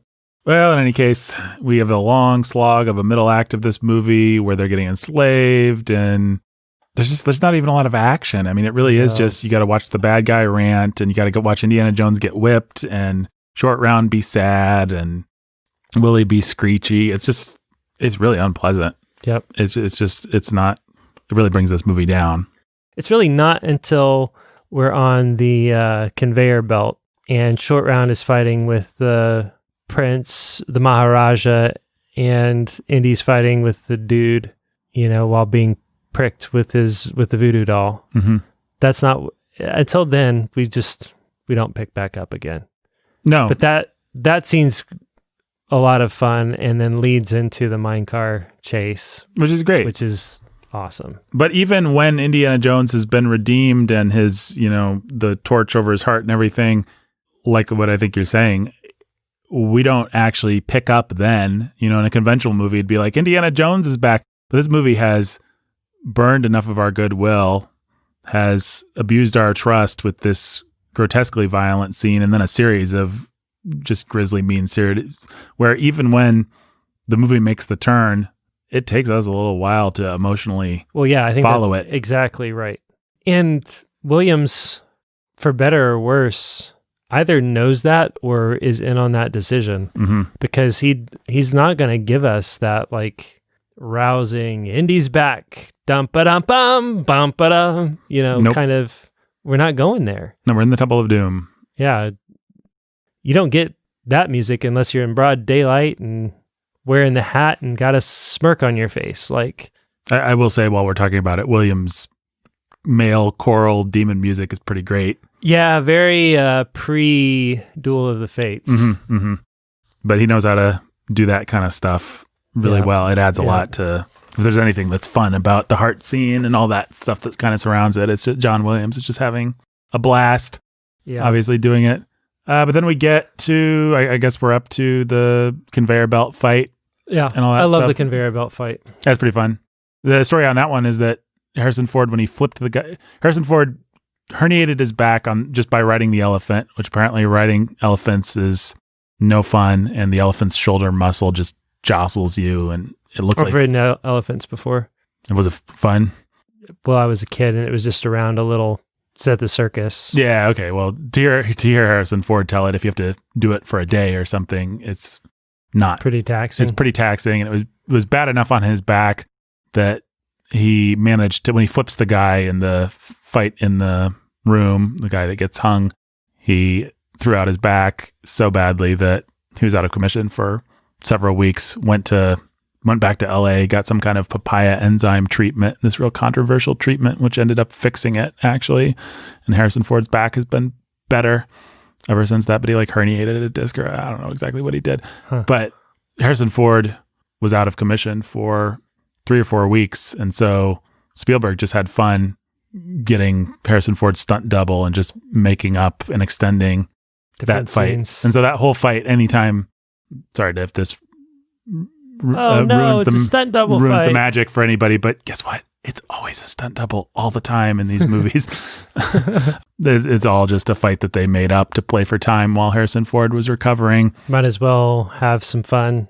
Yeah, and Harrison Ford has a great stunt double, and so they just came up with this elaborate sequence, and then when Harrison Ford came back, they plugged in the 5 shots of his face, but a lot of it, if you'll notice it, is his back and his... But yeah, it's a fun sequence. And then that leads up to the minecart. And then that leads up to the minecart chase, which is great. Yeah. Absolutely great. Spielberg is a master of action scenes and of coming up with... Chase scenes. Yeah, chase scenes, and he just likes to... I mean, honestly, chase scenes. If you just think of how many great Spielberg action scenes are actually chase scenes in one form or another. Yeah, I mean, he can do it all, you know. I mean, he can do the suspense of the raptors prowling around the kitchen, or he can do all kinds of things, but chase scenes in particular, he seems to relish coming up with different gags and ideas and things that could have, like, what are all the possible variations of different exciting things that could happen with this basic scenario? Let's exhaust everything. Let's make it hard for someone else to do a roller coaster fight or a mine car scene again, because we are going to exhaust the possibilities of what could be done, including having characters jump from one to one, having short round torn in between them, having, like, it's just... The brake is going to break. Oh, the track is out. It's going to have to jump. They're going to be behind. They're going to be in front. We're going to have the log, dragging, it's going to flip. Oh, here comes another car to replace that one because we needed to end one way and another way. It's pretty great. I would say I would place it third in the great second act closer action scenes of Indiana Jones movies. Obviously, I would go truck chase, tank chase, minecart chase, I think. Minecart chase only loses points because it's a little bit more of a special effects scene than it is a stunt and vehicle coordination scene. And then we get the ending with the water and the rope bridge, and I mean, it's fine, I guess. It just really makes you admire the construction of Raiders of the Lost Ark, because they knew well enough. They knew, and Last Crusade just ripping off Raiders of the Lost Ark. Like, we can't just cap our action movie with another action scene. We have to have something else. And so we'll save our light show and our big gory set piece for the very end, which is, again, what if they wanted to do a gory set piece, that's where they should have done it. That's how they should have done it. It's just like I said with the heart. Once you rip the heart out, you got nowhere to go with the violence. Once you do a minecart chase, you got nowhere to go with the action. Like a rope bridge, it's great. It's a good scene. In any other movie, it's a great, if that's your opener, if that's your, if that's your act 2 thing. Yeah, great. But it's not really a worthy conclusion for an Indiana Jones movie. Yeah, and then let's have the British come out and shoot up the rest of everybody else. And if you're worried about any kind of post-colonial theory considerations, then we'll just go ahead and make it explicit for you. Yeah. Not only is Indiana Jones a white savior, but he's going to be saved by other white saviors who are going to shoot all the brown people who are trying to attack us. So that'll be cool. And there's no real logic. I mean, what does happen with the stones? Can you explain it to me? Because I'm not sure. The stones turn against the bad guy because he misused them. They get really hot because Indiana Jones invoked the spirit of Kali, and then the guy can't hold on to them, and he falls to his death. Like what? Yeah, it's hard to tell. Like when they put them together in the temple, they lit up. And was that what enabled the bad guy to rip the guy's heart out and all that stuff, or was it he just happened to have his own independent black magic going? I don't know. I don't really understand, but he's had those stones in his satchel this whole time, and they've not glowed enough to be seen, or maybe they've been glowing this whole time and it just now caught fire. I mean, what I've always assumed is the stones didn't like the bad guy and reacted against him for some reason. But yeah, I don't know. I don't know that I've assumed that. Maybe, evoking Kali did it. Who knows? Yeah, I don't know. I mean, these aren't as nitpicks, folks, though, because if you actually understood this stuff, then you would care and it would mean something, and this whole plot would feel like less of a slog. Everybody knows that the reason the bad guys died and the reason that Indy didn't at the end of Raiders is because Indy respected the power of God. Mm-hmm. And the bad guys wanted to look at what was forbidden. Yeah, so they looked and they thought it was for them, and Indy and Marion closed their eyes. We all understand what's going on there and what's being communicated about that. We all understand the right grail will bring you life, the false one will take it from you. And this is the cup of a carpenter, and the jerk is going to choose an ornate one because that's what a rich, power-hungry jerk would do and imagine. And it's for himself. And Indy's risking his own death in order to save his father when he takes a sip of the grail. We all understand the honorable intentions versus the dishonorable ones and how it all works together and is a part of grail lore. And we get on an intuitive level, the bad guy who is willing to betray and kill and murder and do all these things for eternal life is going to get eternal death. Yep. And the hero is going to get life.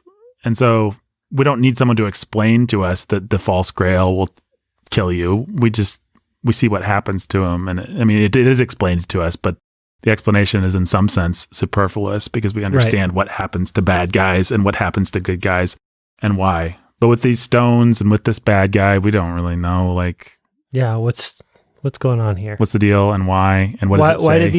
Why can these stones be used to, in this demonic ritual, but also they bless everyone who has them with food and water, and their cows are doing well. And what is it about Indiana Jones? What is it that's intrinsic to him that makes him be the one who can wield them rightly? And what is it that's about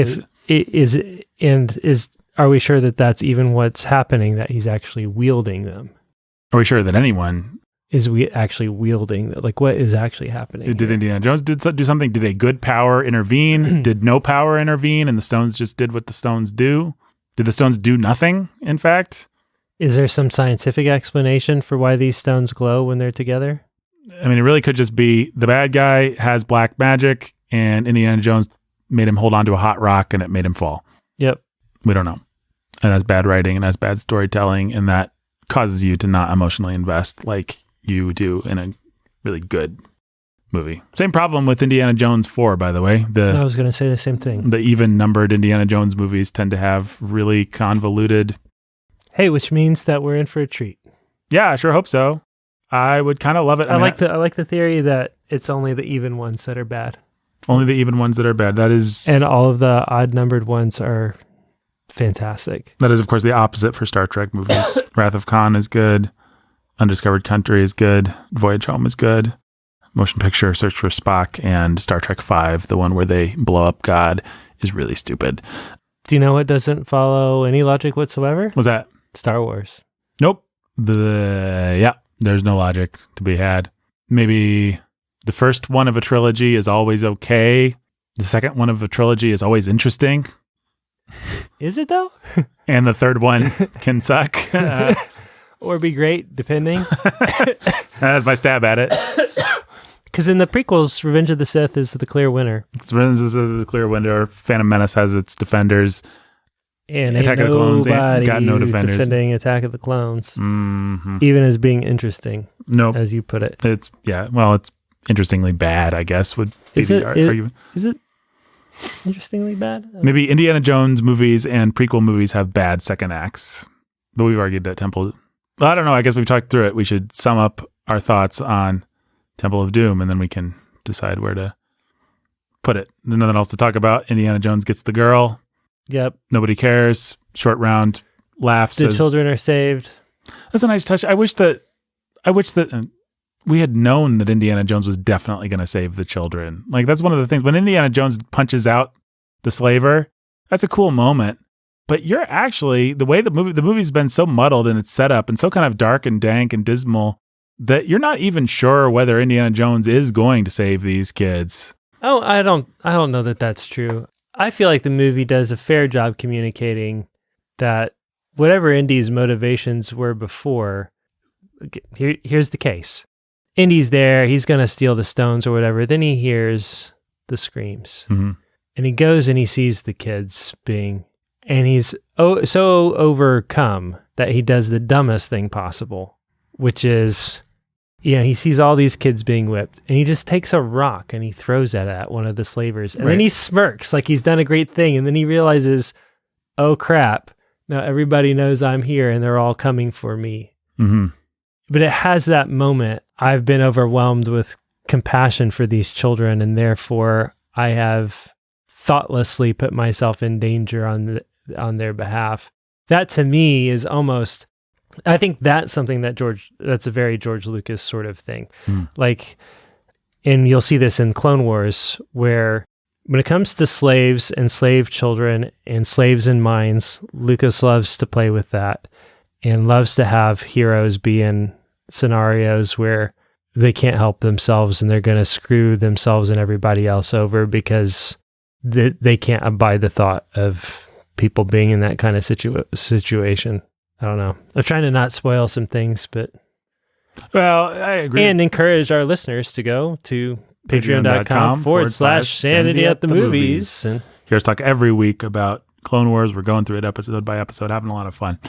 And check it out. Also, we did decide to do a Duel of the Fates read through, and that is, I think, available now on patreon.com. And when you hear this, /Sanity at the movies. That was a lot of fun. That was a lot of fun. We had our friend Ben Sulzer of Sanity fame and this show fame and lots of things come in, and I think we all would have loved to read the script, so we had a good excuse to read it out loud for the very first time. Yeah, and we read it dramatically. As dramatically as we could, having not read it before. Yeah, we didn't. We had no idea what was going on. It's not like a great performance. We had a lot of fun doing the voices and just having fun with it, and I encourage you to go check that out. Yeah, I mean, I agree with you. It's kind of like what I said about the exposition at the beginning. It's all there. I just think it could have been clearer, cleaner, and more emotionally resonant. I mean, as dumb as it is, you sort of need the trailer moment where Indiana Jones says, "Shorty, this isn't about the stones anymore. It's about saving the children." Set up the third act that way, and we're cheering quite a bit more than we are when it's like, well, he's escaping. That's good, I guess. And the kids are, it's like, just tell us explicitly that that's his mission. I don't know. I guess there's an argument for doing it subtly, but this movie has... And then you can actually have him... We've already done such a good job in the previous movie, and with a little bit more work here, if these stones are really important things that belong in a museum, and he actually doesn't have any intention of returning them to this superstitious village, mm-hmm. let's go there, but then let's have him have to make a choice between saving the stones for posterity or saving the children. Right. And let's have the stones have a very clear relationship to the children. The stones' existence keeps the children in bondage, or the stones are the thing that can help the children not be in bondage, or simply the stones are, I mean, even if the stones were just the obstacle the thing that the villain wants, and and the thing that's in the middle, right, that has to be overcome. Mm-hmm. You know, let's let them have power for evil. Indy's going to let the bad guys get it so that the kids can go free, or anything like that. Yeah, I mean, that's kind of the classic ending that you would think would happen. Oh, I got to let the bad guys get it so the kids can go free, and then the bad guys get it, and they realize it turns on them. Oh no, we put all the stones together, and the thing that we thought would happen did not happen. Yep, we've been hoisted on our own petard, because that's what happens to bad guys. Yep. I guess they just didn't want to do Raiders of the Lost Ark all over again, but I don't know. There's a place to break away. There's a place to follow convention. And this movie could have used a few more anchor points of... Yeah, or, you know, if you think it's funny to have the British colonialists show up and you want to subvert it, okay, this time let's have Indy hands over the stones. He gets the children out of there in the process. They start the ritual, and before they can complete the ritual, the British cavalry shows up and just starts popping them to pieces. Mm-hmm. Right? And then they, you know, some guy says, "Jolly good shot, chap. What shall we do with these stones?" And then, you know, and it ends up in a box in a warehouse somewhere. Yeah. You know, along with a whole bunch of other relics that the British are too stupid to understand the value of, but, you know, they're going to export them to Mother England anyway. And that's a good kind of running gag that they could do, is every time he has the object in his sight and then it just ends up being tucked away in some stupid storage bin somewhere by idiots who don't understand the power. In the first movie, it's the American CIA, so why not be, you know, the stuffy Brits in the second one? Yep. That's a fun joke. Exactly. Well, a lot of ways that this movie could have ended. A lot of ways that it could have gone. I don't know. Final Temple of Doom thoughts. Where do you want to put it? 3 out of 4. 3 out of 4. Jones movies. So I don't know. We have to watch Crusade, and maybe it'll... I had watched Crusade just for fun maybe half a year ago, and when I watched it, it made me think how wonderful Temple of Doom was, because what I saw, you know, is one of the first times I'd watched it in a long, long time. How much of a retread it was. How relatively bloodless, and it was not that it didn't so at least have Temple violence. of Doom's trying to do something interesting. Yeah, Temple of Doom may fail in a lot of ways, but it really is a sequel that's trying to do something interesting, and that has to be commended. I mean, especially in a world where you have Men in Black 2, Ghostbusters 2, Jurassic Park Part 2, another bad Spielberg sequel, movies that really do just do the same thing. Yeah. Anytime you can find a way to actually subvert the formula, mix it up, and give the audience something new, yeah, is pretty smart. And Temple of Doom is on the short list. You've got Aliens, which is the sequel to Alien, and that's a fun movie because Terminator. Yeah, Terminator 2. Those are some of the best sequels because they change up the genre. The first Alien movie is a claustrophobic. There's an alien on our dark, scary ship movie. The second Aliens movie is a war movie where they're fighting all kinds of aliens, and so it keeps some of the stuff that we like, but it swaps it up. Terminator 1, Arnold Schwarzenegger is going to get you. Terminator 2, Arnold Schwarzenegger is going to protect you from the guy that's even more scary and cool than Arnold Schwarzenegger. You know, it's not enough of a difference. So, you know, it's always the trick, making sequels. What I really wish is that this hadn't dampened Spielberg's enthusiasm for trying new things with the series. I would have loved... I know Lucas really wanted number 3 to be a haunted house movie, and he wanted number 4 to be age-appropriate to Harrison Ford being in the 50s and to make it into a UFO kind of Cold War. That would have been fun.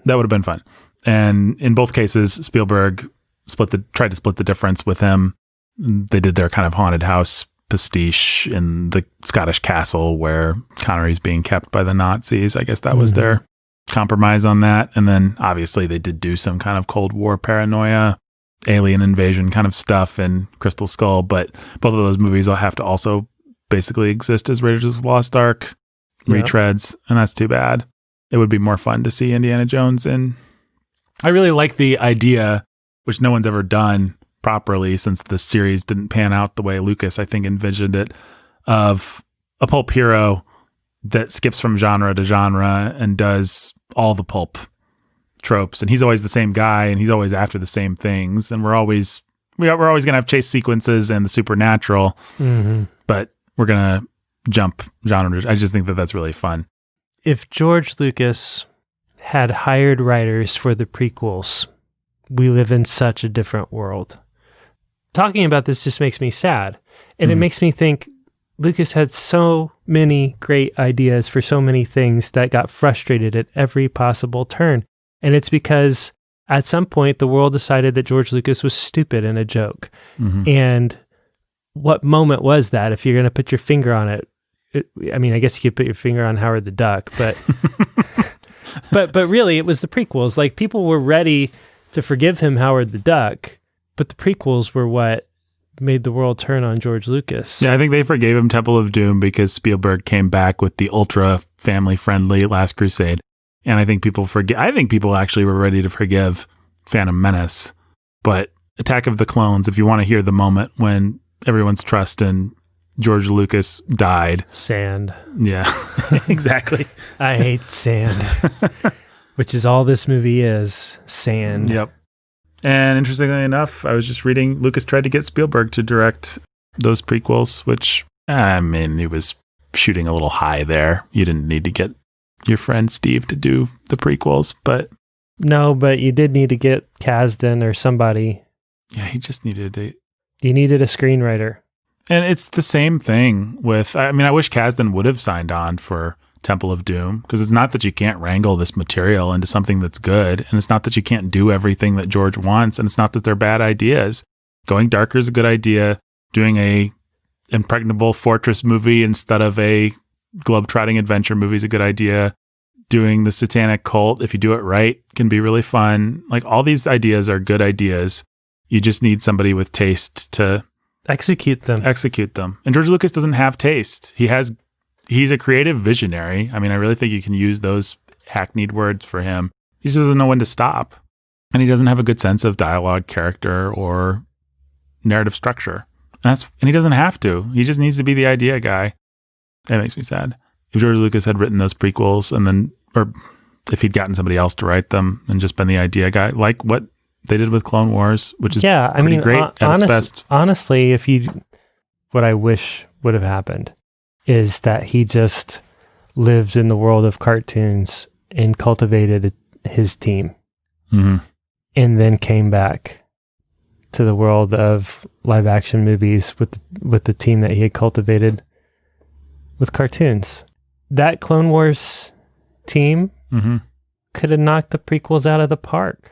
And Lucas he just took a bunch of underrated people that nobody cared about and he went into a genre that nobody cared about, and he built a team of people that got really good at executing his vision, and he could walk into the room and he could say, actually, Darth Maul's alive, and actually, I want to do this and that and the other thing.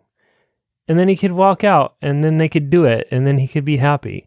And they could do it better than he ever could. And I think Lucas is probably, like anybody, he's a good reviser. Like, there's ideas that you can see him changing for Clone Wars. Yeah. We're going to make the Trade Federation a little less blatantly evil and a little bit more into war profiteers. Just things like that, or character things. Who is Mace Windu? You can see George Lucas finding good ideas. The problem is that he just never had a playground that was out of the public eye. Right. Where he could develop and cultivate those ideas and develop trust with a team that he felt actually would serve his ideas and would execute his ideas in a way that he could be happy with. Like, that's why he did those prequels himself, was he felt like he couldn't trust anybody to not try to make him into something else. Yeah. And I would be all for the George Lucas to be brought back in by Disney and made the head of Lucasfilm again with Jon Favreau and Dave Filoni as his sub-team. That would be the most exciting of all possible worlds. Like, Lucas is going to have creative, dumb ideas, and Filoni and Favreau are going to... I don't think Favreau's ego would allow that, but I don't know. That'd be fun. And by the way, if they want to keep Kathleen Kennedy on as their Girl Friday, which is the position she served for Spielberg for 25 years, 30 years, whatever it was. Great. Who cares? Yeah, who cares? She was obviously very good at that job. That's why she got bumped into this job that she's terrible at. Yeah. But I was watching some of the Temple of Doom, behind the scenes stuff, and you've got Kathleen Kennedy talking about, her role in helping cast the kid and stuff like that. It's just like, oh, okay, I see why everybody loves Kathleen Kennedy. Like, it's important to remember, as much as she's like the villain of nerd narrative now. Mm-hmm. Like, she was the woman with the clipboard that got Steven's job done for 30 years or whatever it was, and George Lucas's job too. We can't completely demonize her if we want to lionize Lucas and Spielberg. Yeah, no, I mean, she had her place. She was elevated beyond her station, Jake, and that's what happens. Okay, yeah, I'll give Indiana Jones. I'll give Raiders of the Lost Ark 4 whips for. Sounds like I'm punishing it. I'll give it 4 fedoras. 4 fedoras for vision, and maybe 2.5 for execution. I agree with you that the opening sequence is some of the best Indiana Jones. Yeah. And there's some of the really good Indiana Jones in the middle there with the mine car and everything. Yeah. But it is kind of a boring movie when you put it all together, at least that middle section. Yeah, I guess I just wish we would have gotten Cafe Obi-Wan, the Jungle Trek, and the Minecart Chase in a completely different movie. Yeah, totally. I mean, and Short Round, and yeah. And even there's a good version of Willie out there, played by Kate Capshaw. Yeah, I really don't think this movie is Kate Capshaw's fault. The character is unplayable. She's written poorly, and Kate Capshaw does some funny stuff. Actually, her delivery of certain things is, and I'm losing my voice. She does everything that she can with that ridiculously stupid character. And Steven Spielberg obviously thought that she had the goods because he married her. Yep. And he married her like 7 years after this movie or something like that. Something like that, yeah. People probably shouldn't get the idea that he immediately swept her off her feet and then ditched his wife for her. No, I don't think. I don't think he was married when he married her. For what that's worth, I had the documentary on yesterday, and Spielberg at the end has this really dorky grin on his face and says, like, really, even though I don't like the movie, the good thing that happened was Kate Capshaw. And then he smiles and kind of looks at the ground and says, 'cause even though Indiana Jones got the girl, really I did. And Meredith was sitting there and she said, "You dork," in an affectionate way. So it made me like Steven Spielberg and George Lucas. Actually, Meredith kept walking in and out, and she would stop on Spielberg and Lucas and say, "Oh, they're That's dork." what they're like. She'd say, yeah, she figured out who they were. And then her comment was, "They're dorks." And then her third visit through the room was, "I like them," or something like that.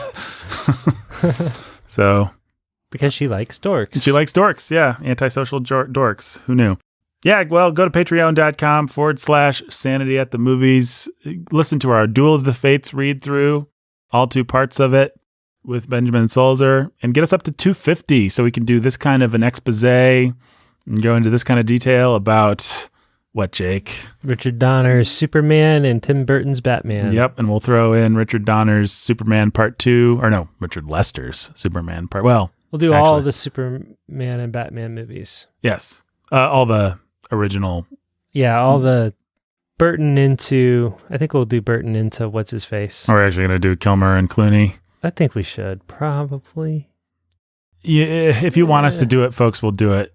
I mean, you guys got to let us know. If you want to punish us with Batman and Robin. Do you see they've been pushing Warner Brothers to do the original cut of Batman Forever, which there's all kinds of stuff about that movie as it was originally shot that I didn't know.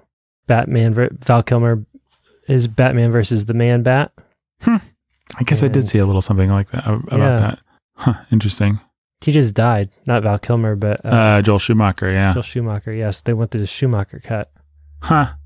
And there's some rumbling that maybe they'll get it. Like maybe Warner Brothers and HBO's shtick is going to be like, You just tell us what you want, nerds. Yeah, tell us what you want, nerds. We'll give it to you on streaming. Kind of a dangerous precedent. Yeah. But, I mean, they've never been terribly smart about what they... No. Well, in any case, folks, we will definitely do Donner's Superman. I think we'll definitely do Donner's Superman 2 for sure, and Lester's Superman 2, because you can't really just talk about one or the other. Mm-hmm. We will definitely do the 2 Burton Batman movies, and we'll get...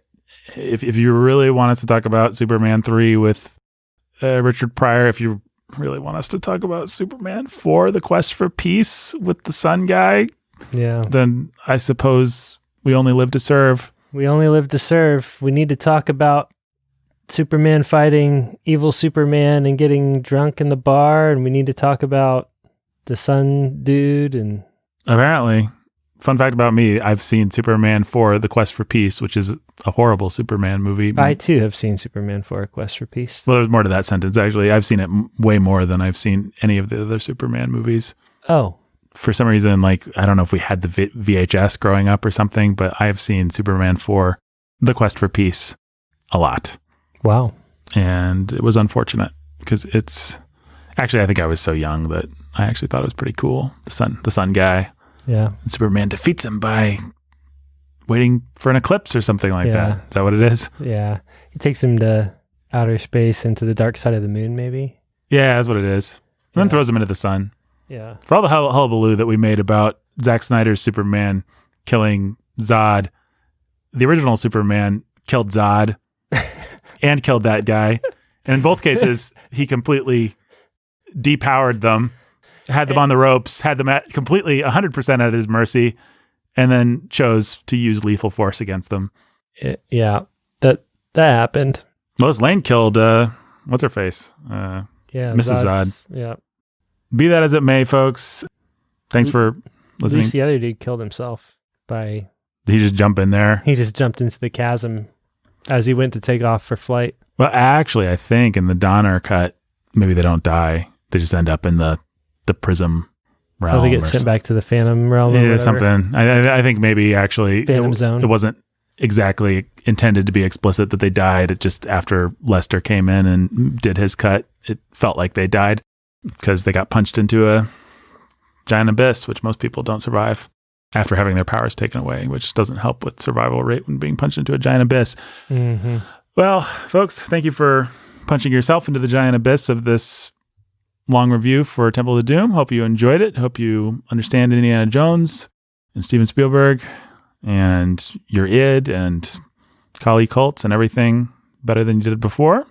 We'll be back with The Last Crusade. We'll be back with The Last Crusade, and then we'll be back with Kingdom of the Crystal Skull, both of which will be fun to talk about.